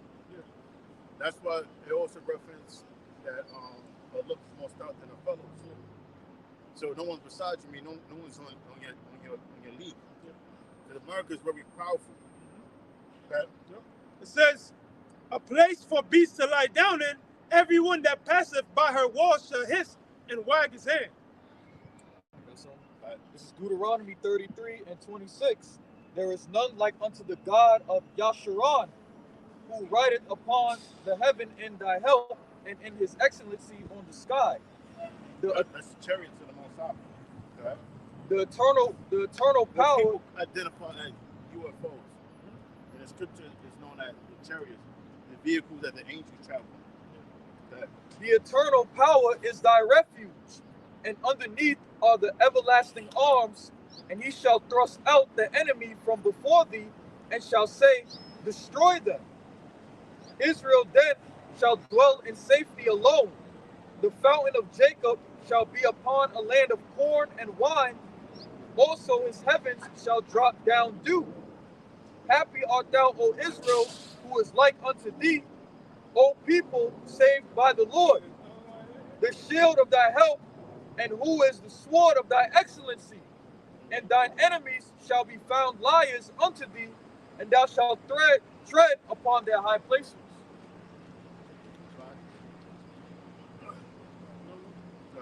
This is Deuteronomy 32 and 9. "For the Lord's portion is his people, Jacob is the lot of his inheritance. He found him in a desert land, and in a waste howling wilderness. He led him about, he instructed him, he kept him as the apple of his eye. As an eagle stirreth up her nest, fluttereth over her young, spreadeth abroad her wings, taketh them, beareth them on her wings. So the Lord alone did lead him, and there was no strange God with him." Yep. That's the And Most High. that's going into the chariots, man. And when you go into the account of Exodus, it was the chariots that delivered us out of Egypt, man. It tells you that it was a cloud, pillar of a cloud by day, and a shining of a flame by night. You know, and that's the so-called UFOs, man. They cloak themselves like clouds, like it says in Psalms. He maketh the chariot, he maketh the clouds his chariots, man. You know, and they also bright, man. That's what led our way in the wilderness. You know, so that's how the Lord protected us with his wings. You know, which is the chariots. Yeah, I got some. This is Sirach 36 and verse 6. I'm gonna start at verse 6. "Show new signs and make other strange wonders. Glorify thy hand and thy right arm, that they may set forth thy wondrous works. Raise up indignation and pour out wrath. Take away the adversary and destroy the enemy. Make the time short. Remember the covenant, and let them declare thy wonderful works. Let him that escapeth be consumed by the rage of the fire, and let them perish that oppress the people. Smite in sunder the heads of the rulers of the heathen that say, There is none other but we. Gather all the tribes of Jacob together, and inherit thou them as from the beginning." And that's what's happening right now. We're being gathered together by the words of Yahweh Bashem Yahushai, and we're going to receive our inheritance that was promised unto us from the beginning. All right? It started spiritually now by the words of Yahweh Bashem Yahushai, but it's going to happen physically when the Heavenly Father commands his angels to gather his elect from the four corners of the earth, as it is written in Matthew, the 24th chapter. And it says, "O Lord, have mercy upon the people that is called by thy name, and upon Israel, whom thou hast named thy firstborn. O be merciful unto Jerusalem, thy holy city, the place of thy rest. Because what is Jerusalem? Jerusalem, the city of peace. But right now, ain't no peace going on over there in that land, man. You got heathens fighting over that land, and they trying to say that they're the real inheritors of that land, but the actual inheritors of that land, they're scattered. Yeah. But very soon, the one whom the world ignorantly calls Jesus Christ is going to come back on the earth and reign forever and establish order in that land, and not only in that land, throughout the whole earth.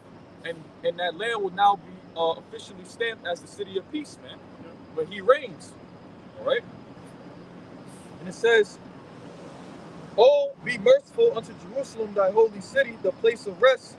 Fill Zion with thine unspeakable oracles, and thy people with glory.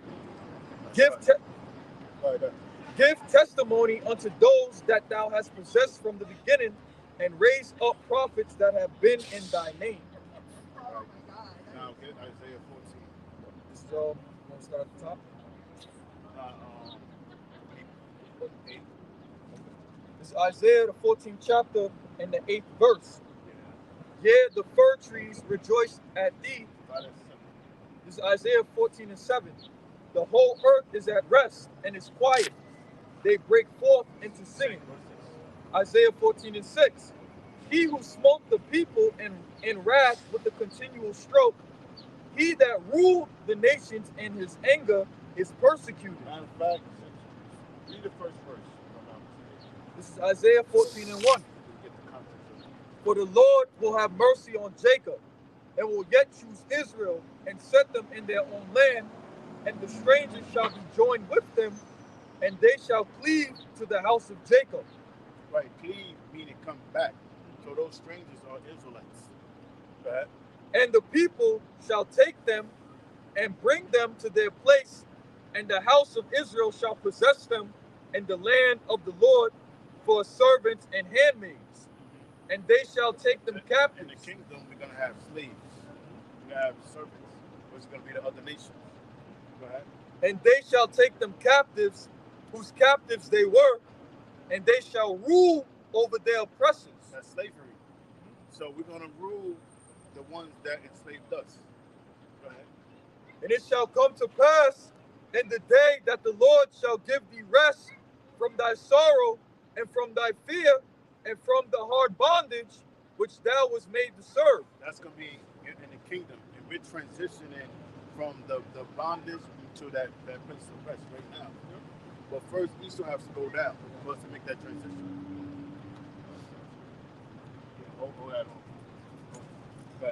That thou shalt take up this proverb against the king of Babylon. That thou shalt take this proverb to this king of Babylon. So the subject matter is the king of Babylon. So it's referencing towards the king of Babylon. Going back to ancient king of Babylon, but you know, in prophetic form too. The modern day king of Babylon. Right? And say, because you know why that's important? Because later we read further down, he's going to reference him as Lucifer. Because the word Lucifer only appeared one time in the scriptures. You know, that's it. And, you know, there's a common misconception that Lucifer is referencing towards Satan. Like, you know how the Most High has a name? They'll say, well, Satan has a name too, Lucifer. No. Lucifer is not referencing towards Satan. Every time I see that, it says, and that thou shalt take up this proverb against the king of Babylon and say, how hath the oppressor ceased, the golden city ceased. That's America, right? The Lord hath broken. America now is Babylon. Okay? The Lord hath broken the staff of the wicked. A staff is something possessed by a king. So that staff is going to be broken. Okay? So a staff is associated with royalty. Right? And the scepter of the rulers. A scepter is associated with royalty. Right? He who smote the people in wrath with a continual stroke. That's Esau. Through America. You know, Esau is found everywhere. Saudi Arabia, you know, all through the Middle East. You know, setting up embassies because he's he's always looking to expand more and more his empire. And he showed no mercy. How you get to America? He had to smoke the people with what? A continuous. Read that again. He who smote the people in wrath with a continual stroke. So everything Esau possessed was by a continuous stroke. Through violence, through the sword, ill-gotten gain. Go ahead. He that ruled the nations in anger is persecuted, and none hindereth. And now he's being brought to the arraignment of the Most High. Just like Donald Trump had his arraignment, Esau is in the Most High arraignment, and he's about to be sentenced to destruction. But before he be destroyed, he's gonna be put in slavery. Go ahead. And then you're gonna see the death penalty. He's gonna do his time, and they do that in prison. They make you serve time, and then after a certain amount of your sentence, they give you the death penalty. That's what Esau gonna do. Go ahead. It says, the whole earth is at rest and is quiet. They break forth into singing. Yeah, the fir trees rejoice at thee, and the cedars of Lebanon saying, the cedars of Lebanon saying, since thou art laid down, no fellow is come up against us. A fellow is a lumberjack. Hell from beneath is moved for thee, to meet thee at thy coming. It stirreth up the dead for thee. The dead is other nations. Why are they dead? Because they don't have this life. The word of the Most High is not given to them. Right? Even all the chief ones of the earth, it have raised up from their thrones all the kings of the nations. Right? All they that speak and say unto thee, art thou also become weak as we? Art thou become like unto us? Thy pomp is brought down into the grave. And that's happening. Well, that's been happening for a while now, and now it's being more clearly seen. Esau, pride is being brought down. Everybody see America is, struggling financially. America is named a third world country when it comes to technology and everything else. Okay. And the noise of thy vials, the worm is spread under thee, and the worms cover thee. So the vials is the music. So the Most High is showing Esau's music. It says the worms symbolize corrosion of decomposition. Yeah. It says, how art thou fallen from heaven, O Lucifer, son of the morning? How art thou cut down to the ground, which did weaken the nations? Now, read that again. How art thou fallen from heaven, O Lucifer, son of the morning? So now we read that it was referring to the king of Babylon, or the kingdom of Babylon. Now it's represented as Lucifer. So type in, go on Google, type in Roman Morning Star. Roman Morning Star? Morning Star. You still got that. What was that? I'll do All right, go ahead. This is Lucifer. This is the Roman Morning Star on Google. It says Lucifer, phosphorus. It says in Greco-Roman mythology, the morning star, planet Venus, or dawn, is sometimes represented as a young male light bearer. Lucifer, Latin, or phosphorus, Greece. All right, read it again. It says Roman Morning Star, Lucifer, Phosphoros. In Greco-Roman mythology, the morning star planet Venus or dawn is sometimes represented as a young male light bearer, Lucifer, Latin, or Phosphoros, Greek. So the Romans reference the planet Venus as Phosphorus, where it's translated to Lucifer. Just like you got who's Spanish is? Somebody look up Max's Spanish. Matter of fact, photo. Oh, photo. Photo means what? Light, right? Photo, because what happened? Image is produced from the light. Or you have photosynthesis with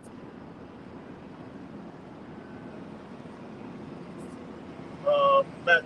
Just type in match. So it's just be phosphorus. See that phosphorus? That's where you get Lucifer. Yeah. Even chemical phosphorus is a bright burning chemical. Mm-hmm. Phosphorus. There you go. Right. Put it to the camera. Phosphorus.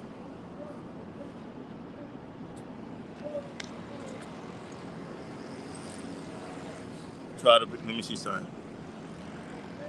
Let it blur out. Yeah. You could zoom it in too. Adjust it. Well, it's probably StreamYards that's ain't going clear, but you just type it in.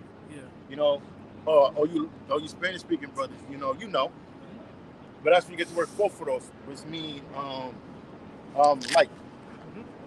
Photosynthesis. It means light. So the Romans identified the planet Venus as being the Lucifer. They called it Lucifer. And you read on. Go ahead, read on. Because they had a name for the morning star and the evening star, which is both the same thing. But Get it off of Wikipedia. It says phosphorus, ancient Greek, Romanized phosphorus, is one of the astroplaneta, specifically the god of the planet Venus, in its appearance as the morning star. so when they translated the scriptures, it was represented towards the planet Venus, because in the morning time, when you wake up, that's in the sky. That's the brightest light or the brightest star in the skies. It shines brighter than all the other stars. And in the evening, that's the brightest star that shines brighter than all the other stars. That's why it was referencing as Lucifer, son in the morning. That star that shines brighter, because we're also stars, but right now, these stars is shining brighter than us. You know? Go ahead, read that. It says another Greek name for the evening. There you go, water. So you had Phosphorus, and you had Hesperus, and that was the evening star. Okay. Yeah, it says another Greek name for the morning star is Asphorus, an ancient Greek, which means dawnbringer. The term Asphorus is sometimes met in English as an adjective. Esau named everything after his gods. It's like our days of the week, our months is all named after Jesus. So it's like the planet Venus named after Esau's gods. Or the planets named after Esau's gods. Like talking about Venus right now. But that's what it's referencing towards what they call planet Venus today. So if you look in the morning time, it shines brighter than all the rest of the stars. Go ahead. It says the term Asphorus is sometimes met in English as an adjective. The word phosphorus is applied in the sense of light bringing. For instance, the god Dionysus pine torches in the day and torch bearing as an epithet. So it have nothing to do with Satan or the underworld. It has nothing to do with that. We're just talking about, they could have translated and said, "Oh, planet Venus," or in modern time they'll probably put "Oh, planet Venus," that shine brighter than all the other stars. They could have put it that way, but when they translated, they put the word Lucifer because that's what was available at that time that people understood as. Right. It says, for instance, the dawn, the god Dionysus pine torches in the day and torch bearing as an epithet. No, that's all one of that, man. I'm gonna read this. Now it says the ancient Sumerians called it the goddess Inanna. That's why in the what was that Rihanna song? She make it's really an enchantment. She calling on Inanna, going back to the Sumerians. Then it goes that the Akkadians called it Ishtar. And Ishtar is where they get Easter from. And it says the Hindu astronomy is Saint Saruka. This bright planet does have a peculiarity. It generally seen only twice, once at sunrise and once at sunset. You see that? Once at sunrise and once at sunset. So we've seen the sunset you saw, but now we going to the sunset. Him transitioning from his day to a new day.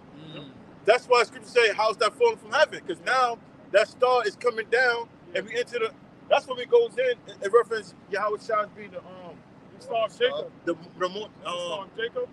I forget how it goes. Give me a second. The son of righteousness. Day star. Type in day star.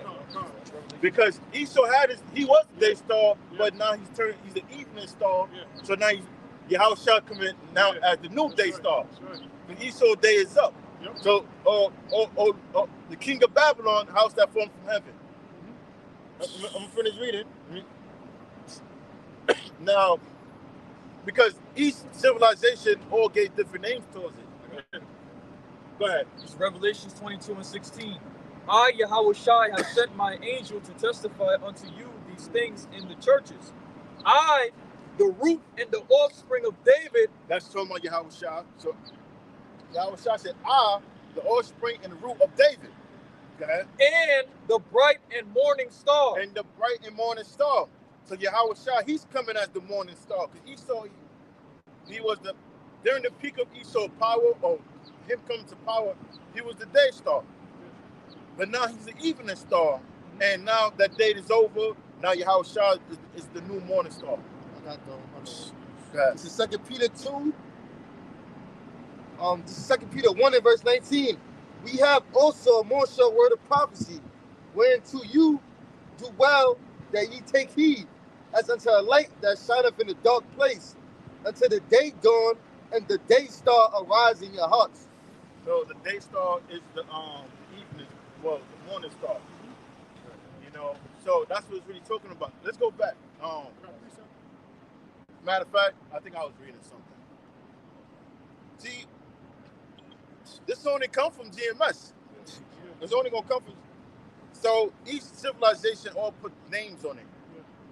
But you know, hold on. It says this bright planet does have a peculiarity. It generally seen only twice, once at sunrise and once at sunset. Basically, when the sun is on the horizon.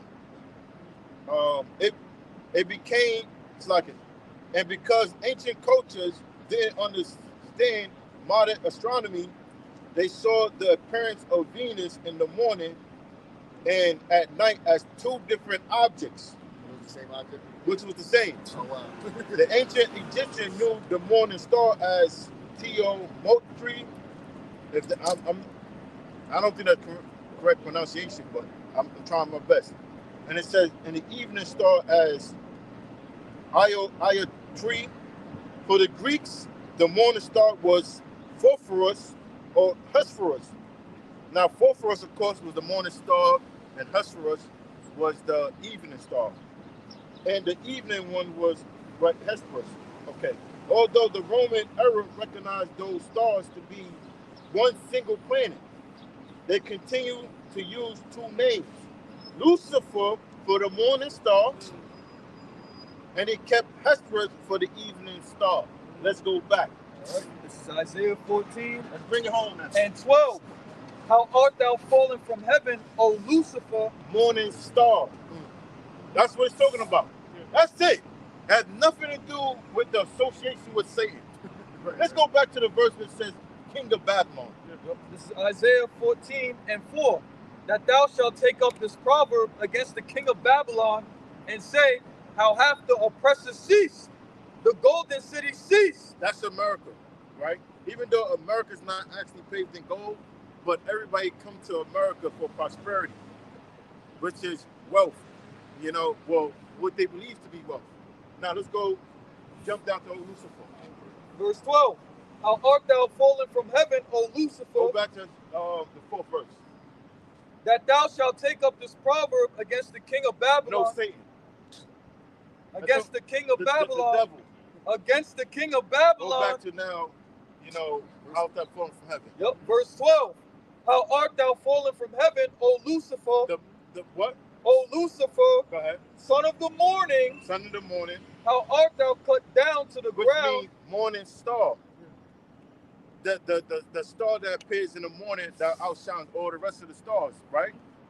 That's a key point. Go ahead. How art thou cut down to the ground, which did weaken the nations? That's what Esau's did. Go ahead. For thou hast said in thine heart, thou hast said in thine heart, So he said this in his mind. He's thinking this in his mind. Go ahead. I will ascend into heaven. I will exalt my throne above the stars. What was the devil's name? I forget the devil's name. He said, we could tempt the Most High. He said, he was talking all this shit on the lecture that we have technology. Talking about the Jewish crap. Yeah. Jewish, That's what I'm saying. the wild something like. I forget the He name. was on a wheelchair, you said? Harari or something like that. Yeah, he was talking about tempting the Most High. And, Nah, That nah, was it's the you other cat. Noah Harari. Yeah, Noah Harari. You said he was in a wheelchair? no, he's not in a wheelchair, but he was. Oh, yeah, Exactly. yeah. You Noah Harari. That's his name. Yeah. And he was saying, we could do this. We could tempt the Most High. Right, He said it probably like he because the Most High, probably gave him some information, but knowledge puff her up. Yeah. Most High didn't give him knowledge coming from the Most High, and he thinking he could outsmart the Most High now. Go ahead. What do we need God for? He said we don't need God anymore. Yeah, that's what he was saying. We don't even need the Most High no more. Yeah. Well, what we need the Most High for? He actually said this devil actually said it. Yeah. Go ahead. But thou hast said in thine heart, I will ascend into heaven. I will exalt my throne above the stars. So Esau saying he would ascend to heaven. Like me, if Esau could, he would try to kick the Most High out his throne. He would really try to do that shit.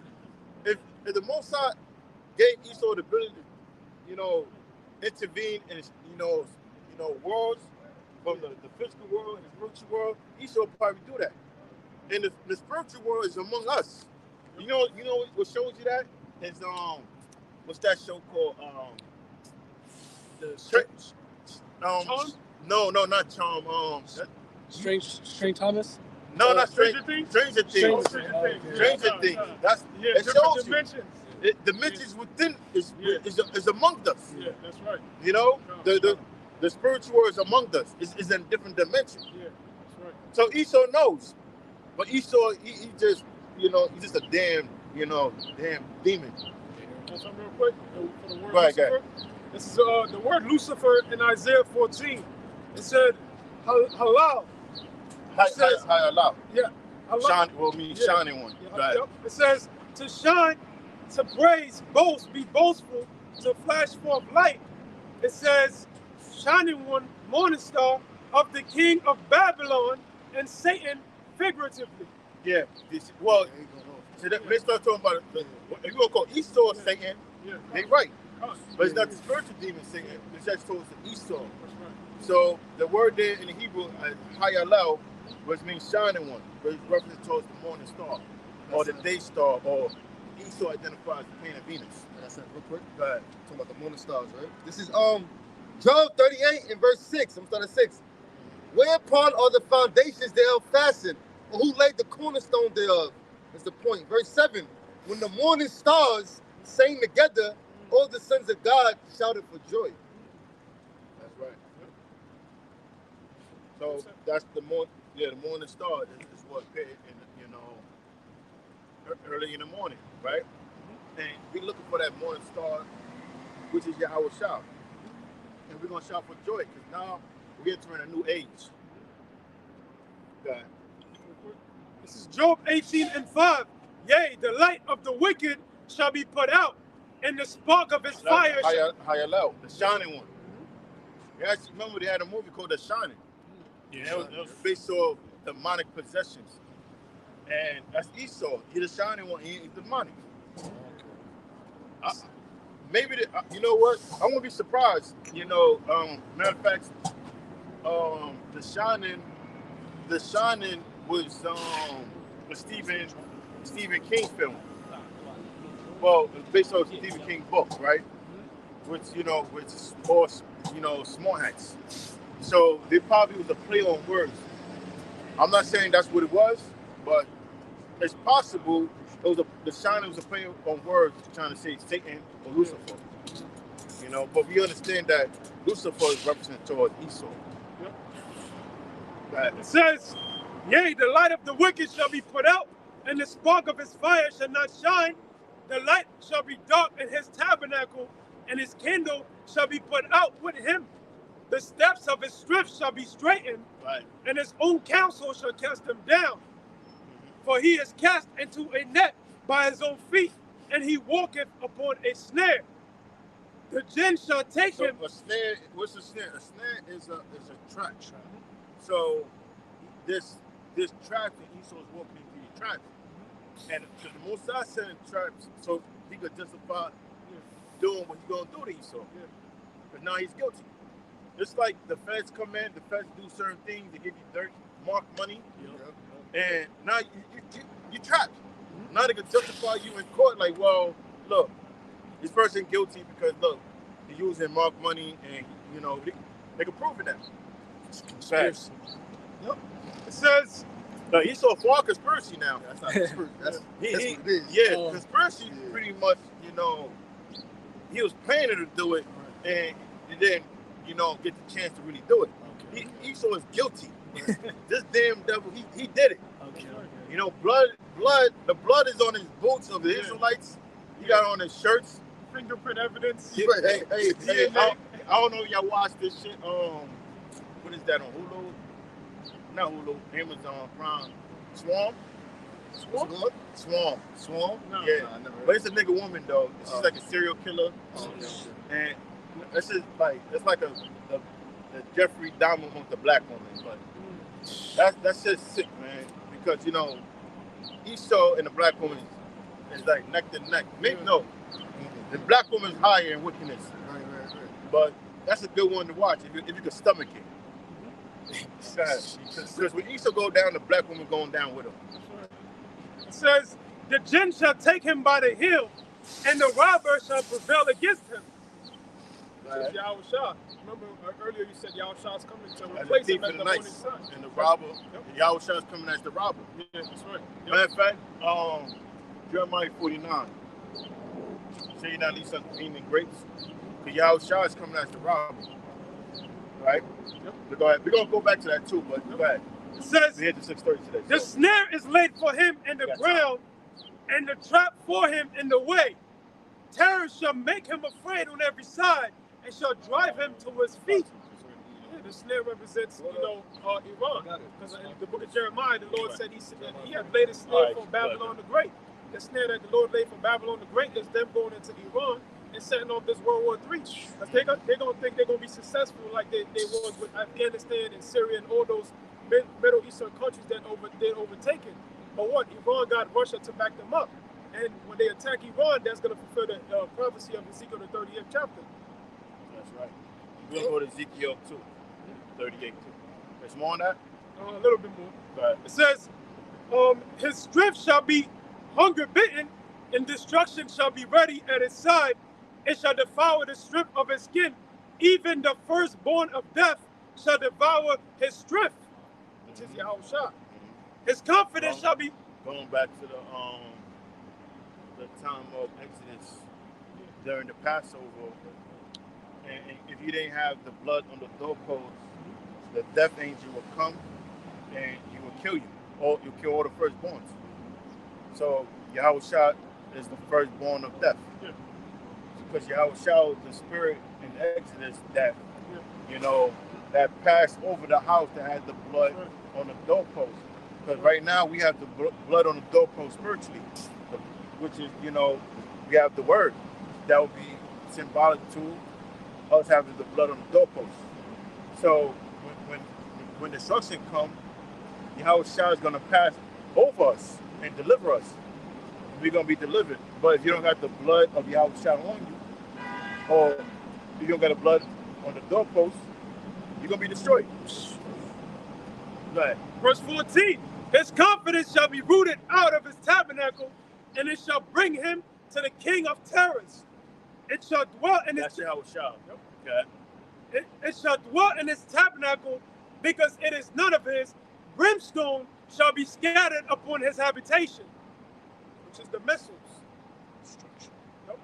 It says, last verse, his roof shall be dried up beneath, and above shall his branch be cut off. But his roof should be dried up beneath, because you could chop a tree down, but it's gonna eventually grow back along the roots is intact. So it speaks about Esau's roots being chopped off, meaning being fully done away with, because you got to get rid of the root. So Esau gonna be fully exterminated.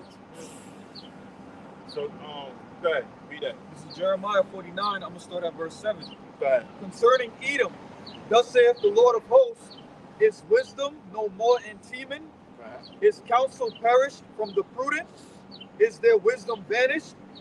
Flee ye, turn back, dwell deep, O inhabitants of Dedan, for I will bring the calamity of Esau upon him, the time that I will visit him. If grape gatherers come to thee, would they not leave some gleaning grapes? So, because we go back into the law, you know, the Most High said a law, you know, you didn't take all the grapes. You let, it was somewhat of a welfare system, like Pastor always break it down. It was like a welfare system. So, for the ones that were disfortunate, you leave some behind for them. For the ones that less unfortunate. But in this case, when Yahushua come, Yahushua is leaving nothing behind. Go ahead. If thieves destroyed by night, they will destroy till they have enough. But I have made Esau bare. Meaning nothing, naked. Bucket naked. Go ahead. I have uncovered his secret places. And he shall not be able to hide himself. Go ahead. His seed is spoiled. Not be able to hide himself means escape. That's it. Go ahead. And his brethren and his neighbors, and he is not. Go ahead. Leave thy fatherless children, I will preserve them alive. Because at one time we were considered fatherless, right? So we were considered to be orphans. We was orphans, and Esau abused our circumstance of being as orphans. So he have to pay for that now. Because you fuck around an orphan and come to find out, you know, that person have a rich family. He come from a rich background. And maybe something happened that separated, you know, that the orphan from birth. And maybe the parents been looking for the orphan, something happened. Because it don't always mean the parent doesn't love them, just been separated. But our father is Abba Nawa Yahweh. Abba Nawa meaning father, and Yahweh is the name of the Most High. Yah, he, Hawa, to be or to exist. Because the Most High he exists in everything. Most High is found in everything. There's not a place that the Most High is not found. It's not within.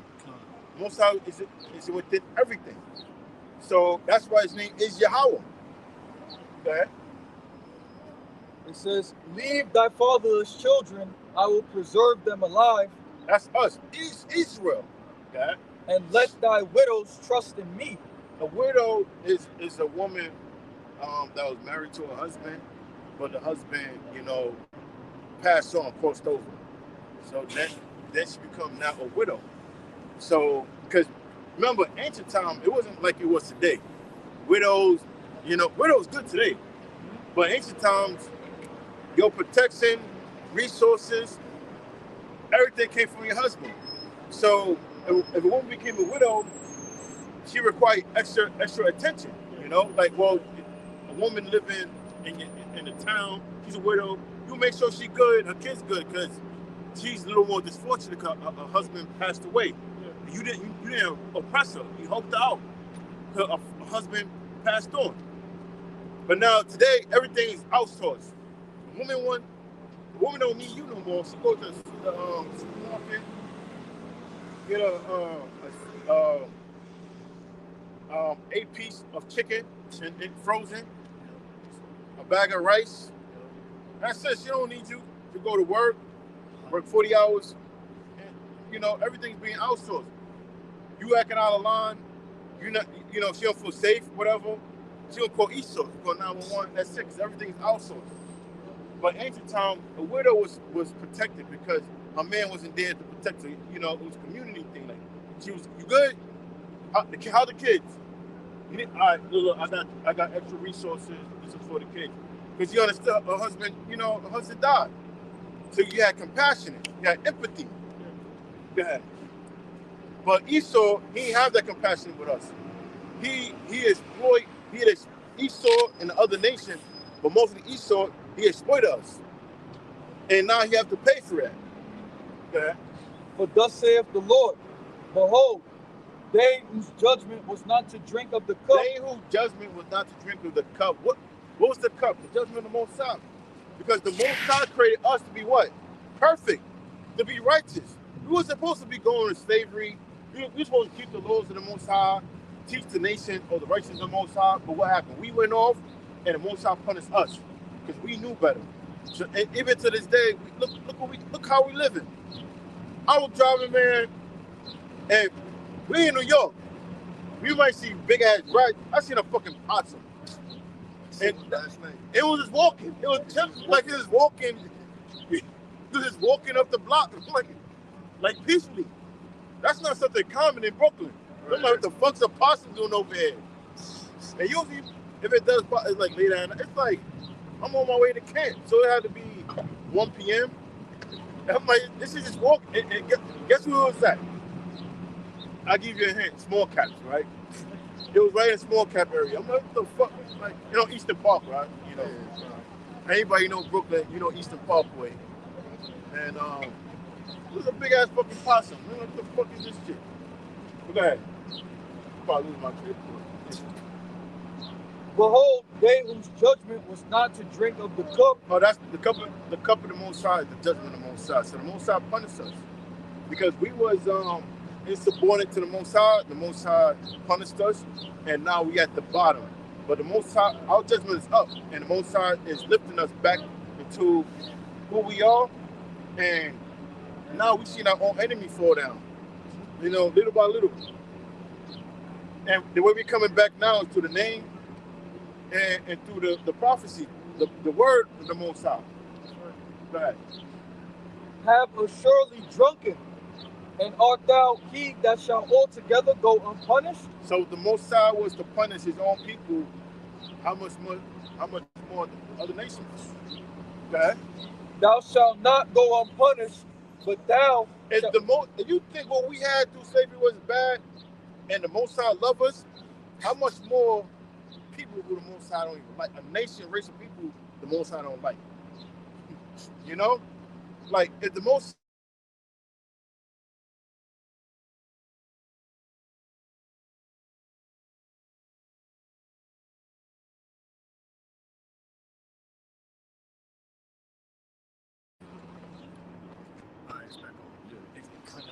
All right. It's not cute. Okay. So, just read that again. It says, for thus saith the Lord, behold, they whose judgment was not to drink of the cup have assuredly drunken, and the ones that was not supposed to drink of the cup was Israel, but Israel went off, and we had to drink of the cup. Because when we read Romans, the 8th chapter, it was set up for Israel to go off anyway, because we had to learn both sides. Right. We had to learn wickedness, so we could understand the fullness of righteousness. So that way, when we do get set up as kings and priests, you know, we're able to judge correctly because now we know both sides, and we could go back to Genesis as gods. Okay. It says, and art thou he that shall altogether go unpunished? Thou shalt not go unpunished, but thou shalt surely drink of it. Right. For I have sworn by myself, saith the Lord. So Most High sworn by himself. He made a promise to himself, right? You watch the old videos of older King Masha. He'd be like, who greater can the Most High swear on than himself? That's a true statement. Who greater can the Most High swear on than himself? And the Most High said he swear onto himself. See, Jake is serious. You know Jake serious. I put that on my mother. Right. You know, all the TH become a V. Word of my mother. And when Jake put that on his mother, he's serious. But the Most High put it on himself. Because no one greater than him. Go ahead. I swore from by myself. Yeah. For I have sworn by myself. So Moses sworn to himself. Saith Adawan Yahweh, that Basra shall become a desolation. Basra, the city where Edom dwelt, and become destruction. Because it's not just the place, the people. Okay. A reproach, a waste, and a curse. America is modern day Basra. How do we know that? Because it's a people before it's a place. If you go to downtown Manhattan, before you get to what's that highway to the Jersey? Holland Tunnel. Holland Tunnel. Before you get to the Holland Tunnel, you got to pass by, Chinatown. Why is it called Chinatown? Because you got a bunch of Moabites out there. They have all these businesses out there, and everything's written in Chinese. Oh, everything's written in Chinese because that's Moabite town, and wherever they go, it's Chinatown. It's China. So they brought a community of China to New York and downtown Manhattan. That's known as Chinatown. You go to Chase Bank, it don't even say Chase. It says Chase is Chinese. You're like, take the what? But you look at this and you confused, like, but that go to show you, wherever you go, is where the people. Yeah. Even in Brooklyn, you got Caribbean town. Little Haiti. Because there's a bunch of Levites there, identified as Haitians, called Little Haiti. And you go to get something to eat, or the restaurants, it could be, Haitian food, Haitian culture. You go to downtown Manhattan, is Moabite China culture. So whatever Esau go is Basra. So America, especially Basra. Okay. Look. Get camera on that. Look at it. This got to be God. But yeah, they go Moabite right now. Go ahead, bro. It says, and a curse, and all the cities thereof shall be perpetual. And it said, and a curse, because at one time we was cursed. Now the curse is being passed on Esau. Okay. And all the cities thereof shall be perpetual waste. Perpetual destruction. Nothing left. Okay. I have heard a rumor from the Lord, and an ambassador is sent unto the heathen, saying, gather ye together and come against her and rise up to the battle. That's what's happening right now, leading to this third world battle. Because before the nuclear destruction takes place, there's going to be a ground battle, and it's going to be taking place in the Middle East.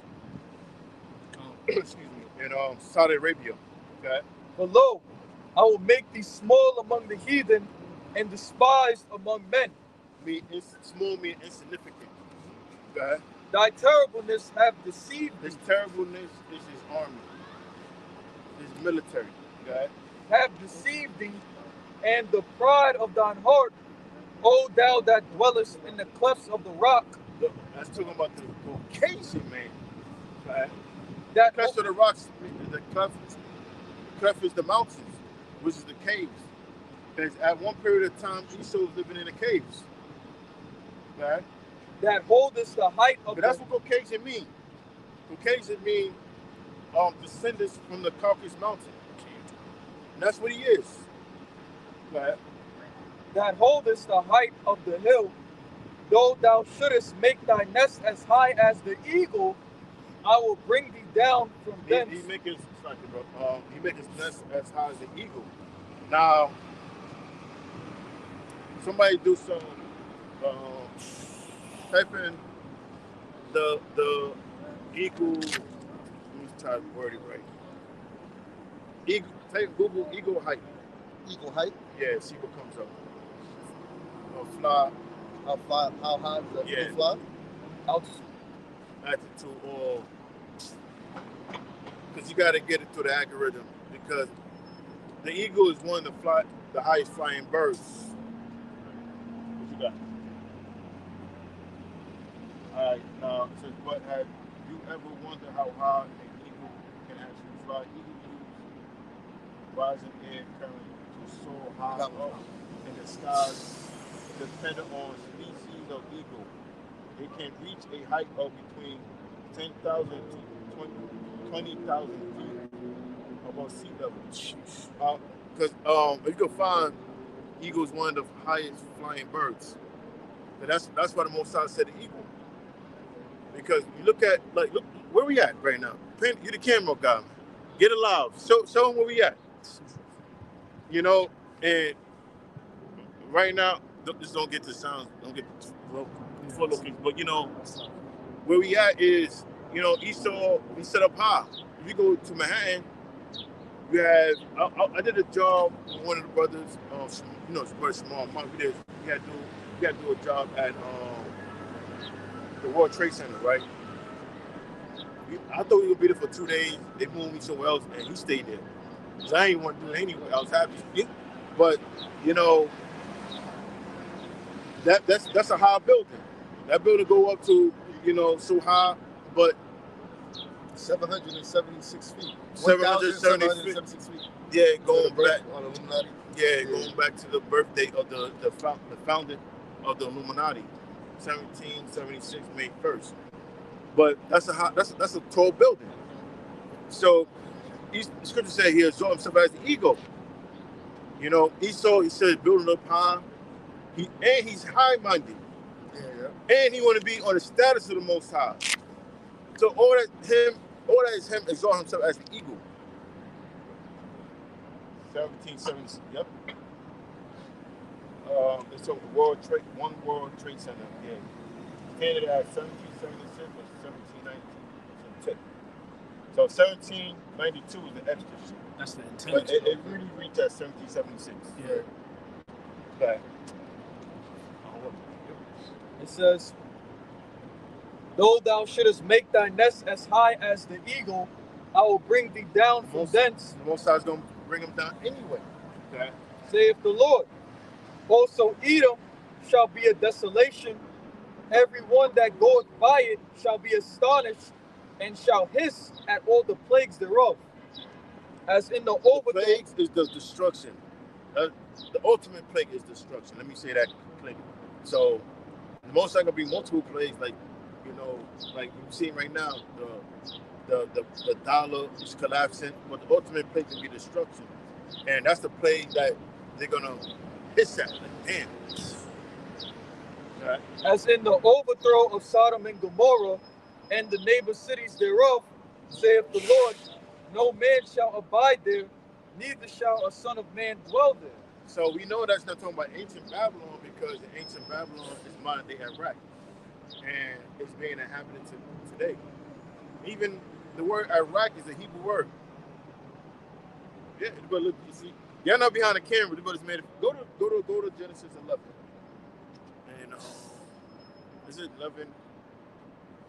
Type it Nimrod. Yeah, go type it Nimrod. Bear with us for a second. I'm going to type in Nimrod. 10 and 8. 10 and 8, yeah. Or 7. This is Genesis 10 and 7. No, 8. 10 and 8. And Cush begot Nimrod.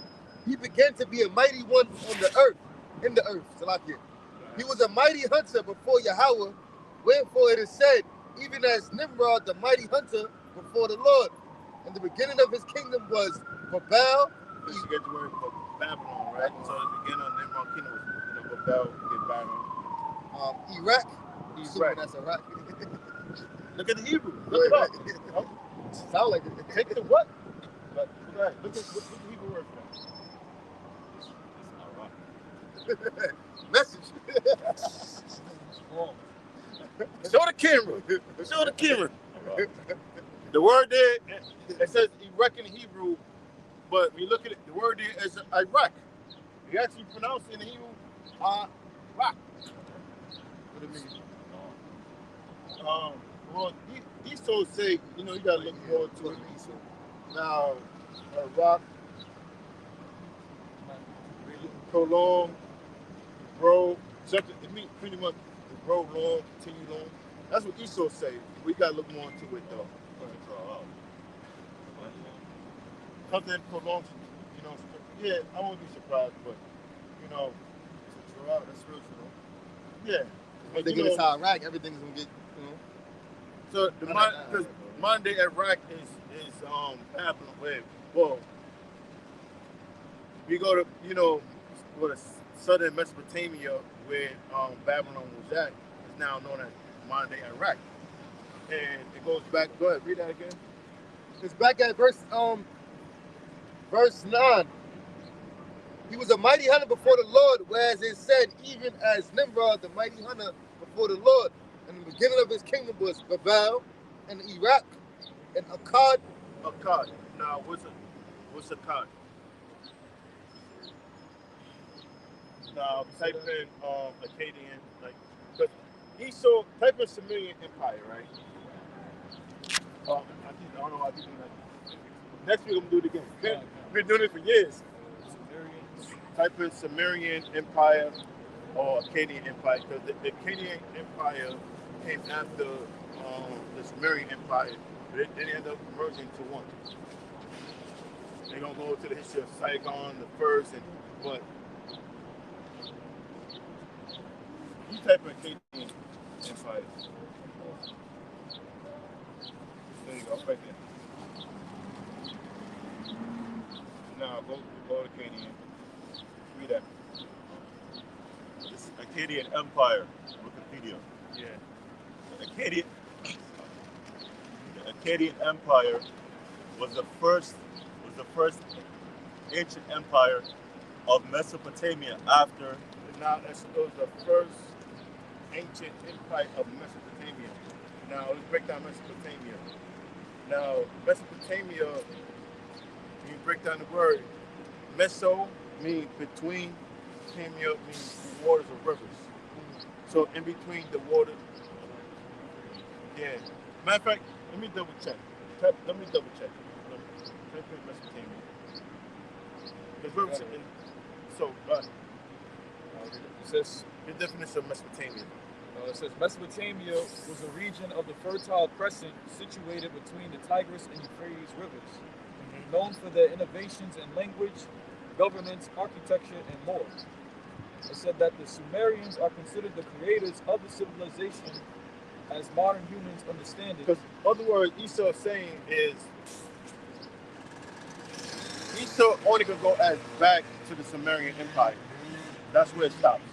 Esau can't go that as far back further than the Sumerian Empire. As far as empire, you know. Go ahead. It says. So as far as empires, Esau only knows so much when it comes to empire, and it starts at Samaria. Go ahead. It says their control of the region lasted for short of 2,000 years. Hold that. Before the Babylonians took charge in 2004 BC. Right. Now type in Mesopotamia. I'll type it. So you got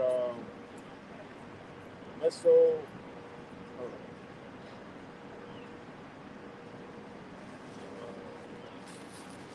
Type in meaning, right? There you go. Yeah. Was land between the rivers of Meso.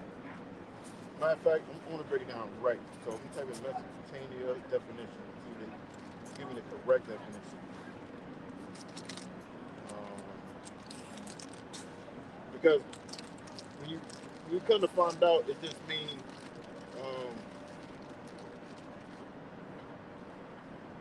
Right. I believe Meso means between and Tamia means rivers. When you break it down. I'm not 100% sure. It was a while since I went through it, but I'm almost positive. Almost positive. So, the rivers is referencing to is the Tigris, and the Euphrates rivers. That's is also referenced to as the Fertile Crescent. So that's what they'll call the mother of civilization. That's what Esau called the mother of civilization. That's not good. But It says the word Mesopotamia is formed from the ancient word meso, meaning between or in the middle of, there you go. and potamius, meaning the river. So I was right. Yeah. That's why I said almost, because I went to my cut. Oh no, you got that wrong. So I had to make sure. So yeah, in between the rivers. So it's represented towards the regions of then we don't got a map. Tigris and Euphrates. I got a map. I think I do got a map. Hey, I got a map right here. all right, good. Hold on, all right. So, slack it, bro. So this region here was considered as Mesopotamia, or the Fertile Crescent. Here's a better one. I got check my background. I got books in it. Yeah, This is Mesopotamia. So show it right there. See where Babylon is at. Yeah. See the Tigris River, the Euphrates River is right What's here, your phone, right? and the Tigris River is on top of it diagonally. There we Bring the go. whole back. And Bring then the whole see back. it says Sumer or Sumeria, and this is where the Chaldees, where Abraham's father and them dwelled from when they made their journey. So this is good geography right here, showing the land between the rivers, or Mesopotamia. This is what they would consider Mesopotamia, and then they got before the Babylonians took over it in 2004 BC. Yeah, that was later though. That was later. That was later. 2,000 years later. At first was the Sumerians, and then you had the Akkadians, and they all merged to one. Now go back to Genesis 10.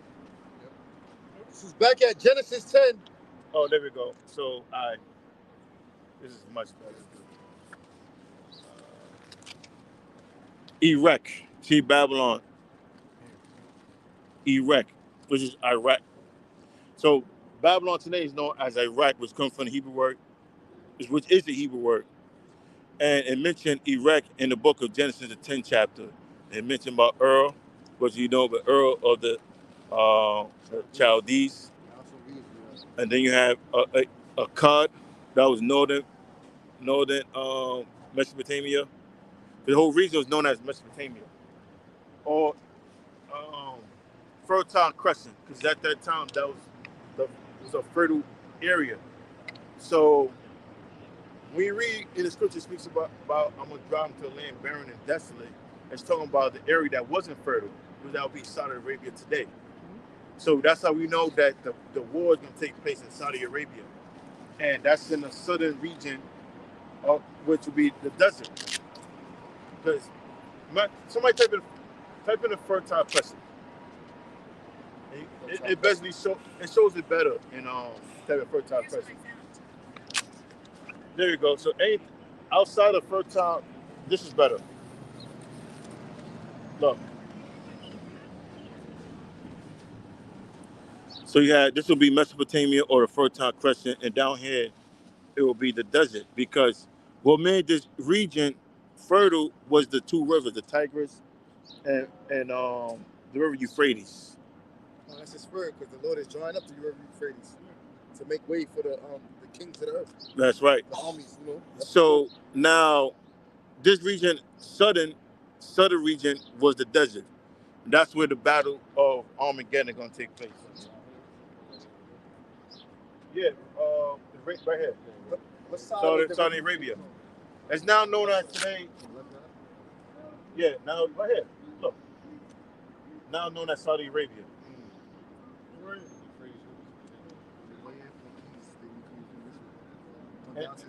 That's like you said. The scripture said the Most High going to drive the river Euphrates, which has been happening. So let's go back to that. This is back at I think that was it. But read it again. Yeah. Genesis 10:10. And the beginning of his kingdom, speaking of Nimrod, Right. was Babal, Iraq, Akkad, and the Akkadians. There you go. Yeah. Catch up. No. 10 and 10. See, that's where you get the Akkadian Empire from. Yep. Right. It says Kalne. Where you at? Right. Shinar. Shauna. Now, what's Shinar? Gotta get into it. That's Shauna. No, I'm right here. I'm right here. I'm right here. No, but what was in Shinar? Get Or like a scripture. Or Genesis like 19.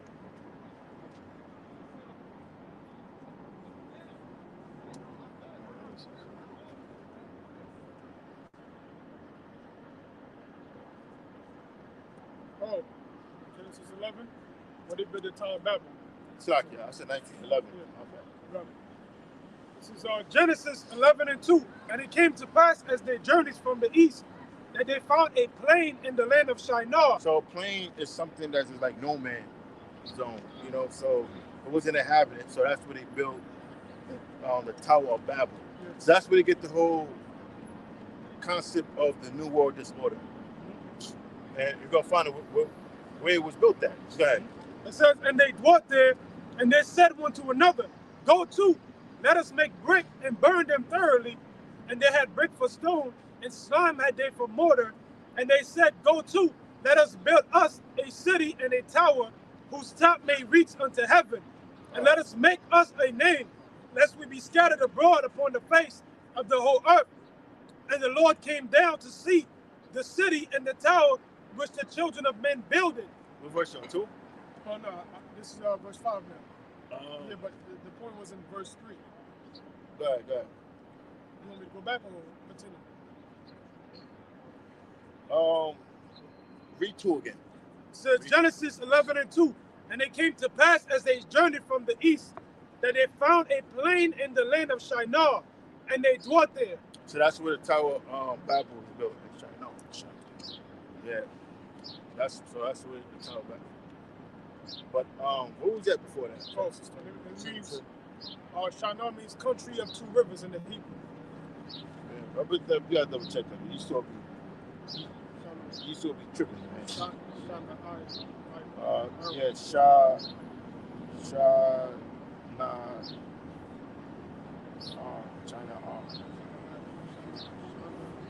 I'm gonna double check that. So what was that before that? 10 and 10. All right, so we were talking. Rivers make way down up rivers. Saudi Arabia. Yeah, drive with the rivers of the east, make way. So somebody found that. Yeah, we have to wrap up too. So like 2 or 3 scriptures. You said Revelation 6 and 6. Is it Revelation? I think it's 6. Wait, hold on. He said, most are going to drive with the river Euphrates.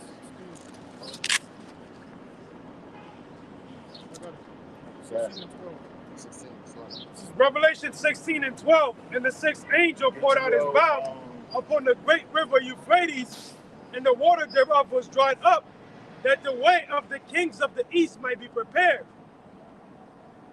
Right, and that's actually happening. The river Euphrates has been drying up because the Most High preparing for war. It's for the prophecy.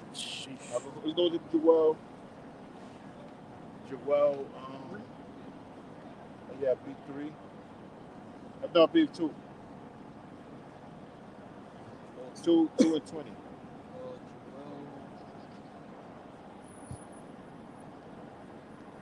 2 and 20, yeah.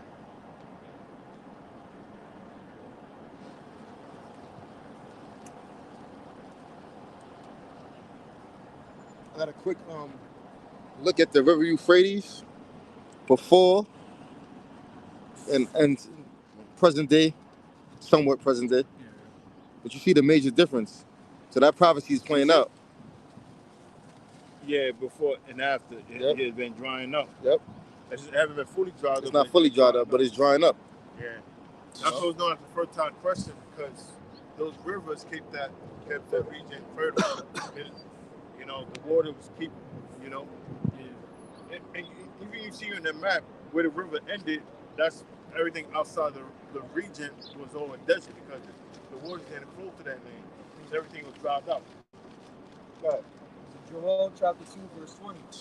But I will remove far off from you the northern army and will drive him into a land barren and desolate with his face toward the east. So the Northern Army in this case is America, right? And it says, read that again. But I will remove far off from you the northern army and will drive him into a land barren and desolate. Now let's get that map back again. So that land barren and desolate. You know, they're going to explain itself. With his face toward the east and his hinder part toward the utmost sea. So his face towards the east will be the river Euphrates, and the hinder part will be the Red Sea. And where that brings you at? Saudi Arabia. Saudi Arabia, yeah.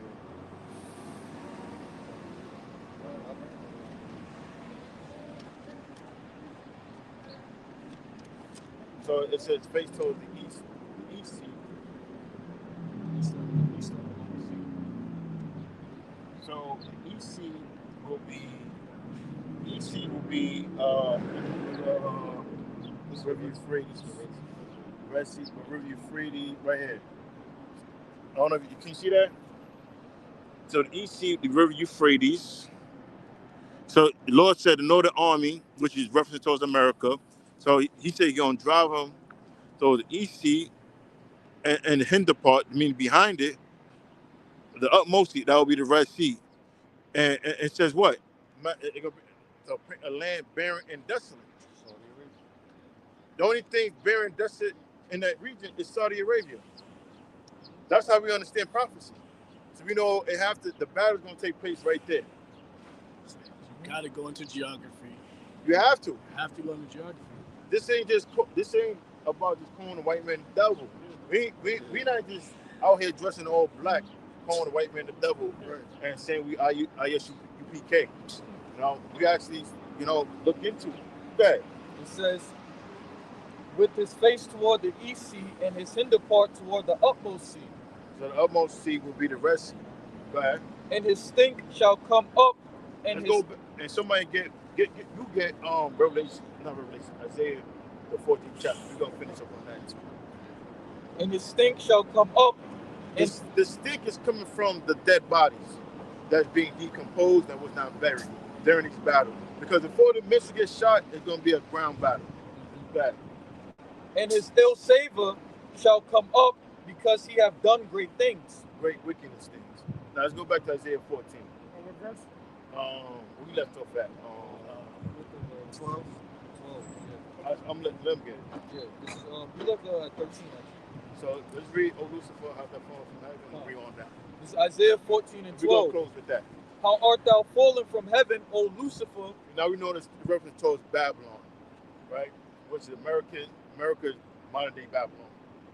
Right? Son of the morning, how art thou cut down to the ground, which did weaken the nations? Right. For thou hast said in thine heart, I will ascend into heaven, I will exalt my throne above the stars of the Most High. I will sit the heaven also represents rulership, and Esau really going to the space, So that's him ascending to heaven. And he said, I will also exalt my throne among the stars of the Most High. Who's the stars of the Most High? We are Israel, and he's shining brighter than us as of right now. So he want to be above us. Okay. I will sit also upon the mount of the congregation. That's what it was the metaphor with the morning star with us, because we also reference. You go to Revelation 12 chapter, speaks about the stars and the 3 stars. We're referenced as stars. Even in Genesis, we're referenced us as stars. But right now, Esau is a star, but he's shining brighter than us. But the Most High is going to bring him down from heaven. So it's making an analogy to the morning star or the day star and him coming down. Okay? I will also sit upon the mount of the congregation. His days over. After the evening star, that's it. There's a new star coming. That's Yahushua. He becomes the new morning star, representing the new day. Go ahead. I will ascend above the heights of the clouds. I will be like the Most High. Yet thou shalt In other words, Esau want to be in the status of the Most High. Go ahead. Yet thou shalt be brought down to hell. That's not. Yet that's being brought down to hell. That's not talking about the spiritual realm. The hell is talking about the grave. Even when we read, get Isaiah 47. The grave means the ground, the pit, you know, the earth. So, because you got heaven, you have the grave, the ground. Grave just means the ground. So, the opposite of being in the heavens is the ground. Okay? To the sides of the pit. If you fly a kite and that kite fall down, what are you going to fall down? To the grave, to the ground. Okay? Yet thou shalt be brought down to hell to the sides of the pit. But you got to keep in mind, when they see these prophecies, they're expressing to modern day time. If it was in today, the prophet might use a kite. Yeah, you a kite and you're going to fall down to the streets. You know? But that is expressing in the best sense they can. Okay. They that see thee shall narrowly look upon thee and consider thee, saying, is this the man? The man? No, it can't be. That's not right. It says Satan, bro. Is this the man? So it's talking about a man. Okay. That made the earth to tremble. Go ahead. That did shake kingdoms. Go ahead. That made the world How as do you a shake wilderness. kingdoms? Dropping bombs. Send up embassies, American troops. That made the world as a wilderness. They are unlawful. Like, all the world want to be wicked following after America. Go ahead. And destroyed the cities thereof. Go ahead. That opened not the house of his prisoners. We're prisoners to this day. You don't believe me? You got a social security number, right? Right. Where do you got to go to? Human resources. You're still a slave. Go ahead. All the kings of the nations, even all of them, lie in glory, every one in his own house. I got it. Yeah. I got to collect. He told me to collect it before it closed in. I told you to show. I'll wait. Go. It says, all the kings of the nations, even all of them, lie in glory, every one in his own house. Go ahead. But thou, that's the leaders of other nations. Go ahead. But thou art cast out of the grave, of thy grave, like an abominable branch, and as the raiment of those that are slain, thrust through with the sword. That's talking about this third world battle. So it speaks about there's going to be a lot of raiment that's slain, people dead on the ground. Right? And that go down to the stones of the pit, right, as a carcass trodden under feet. Thou shalt not. Carcass is your body, your flesh laying down. Right? Thou shalt not be joined with them in burial. Meaning joined with them in burial. Most people get buried and they get, put to peace, so to speak. But a lot of bodies not going to be put to rest, so to speak, meaning buried. There's going to be so many people dying, that's it. Right. Because thou hast destroyed thy land and slain thy people, the seed of evildoers shall never be renowned. That's it. After Esau go down, that's the end, man. And, Esau, man, you going down, and you're not an Israelite. Your best bet is hoping you're an Israelite. You're not an Israelite, you're going into slavery. That's right. All right? If you're a widow, dark skinned, but Jake, you might be an Edomite. You better hope you're Israelite. But most of all, if you're an Israelite, you're an Israelite. But you gotta be of their elect. And America will be destroyed. The dollar is getting ready to collapse. All these different nations, they pulling out of the dollar. They trading outside of the dollar. They want to bring a new reserve currency. That's gonna bring in the MOTB. So we at the brink of everything, man. So, brothers, stay strong. And look, we fighting the elements. When I say the elements, I'm talking about these spirits, fast, pray. That's our fight. You just gotta fast and pray. If you feel like the pray's not working, maybe you're not fasting. And we're gonna close with that. And that's it. Call Halayim. Yahweh, Bashem, Yahushua, Bashem, Kakadash. Lower next week, Shalom. Yeah, that's it.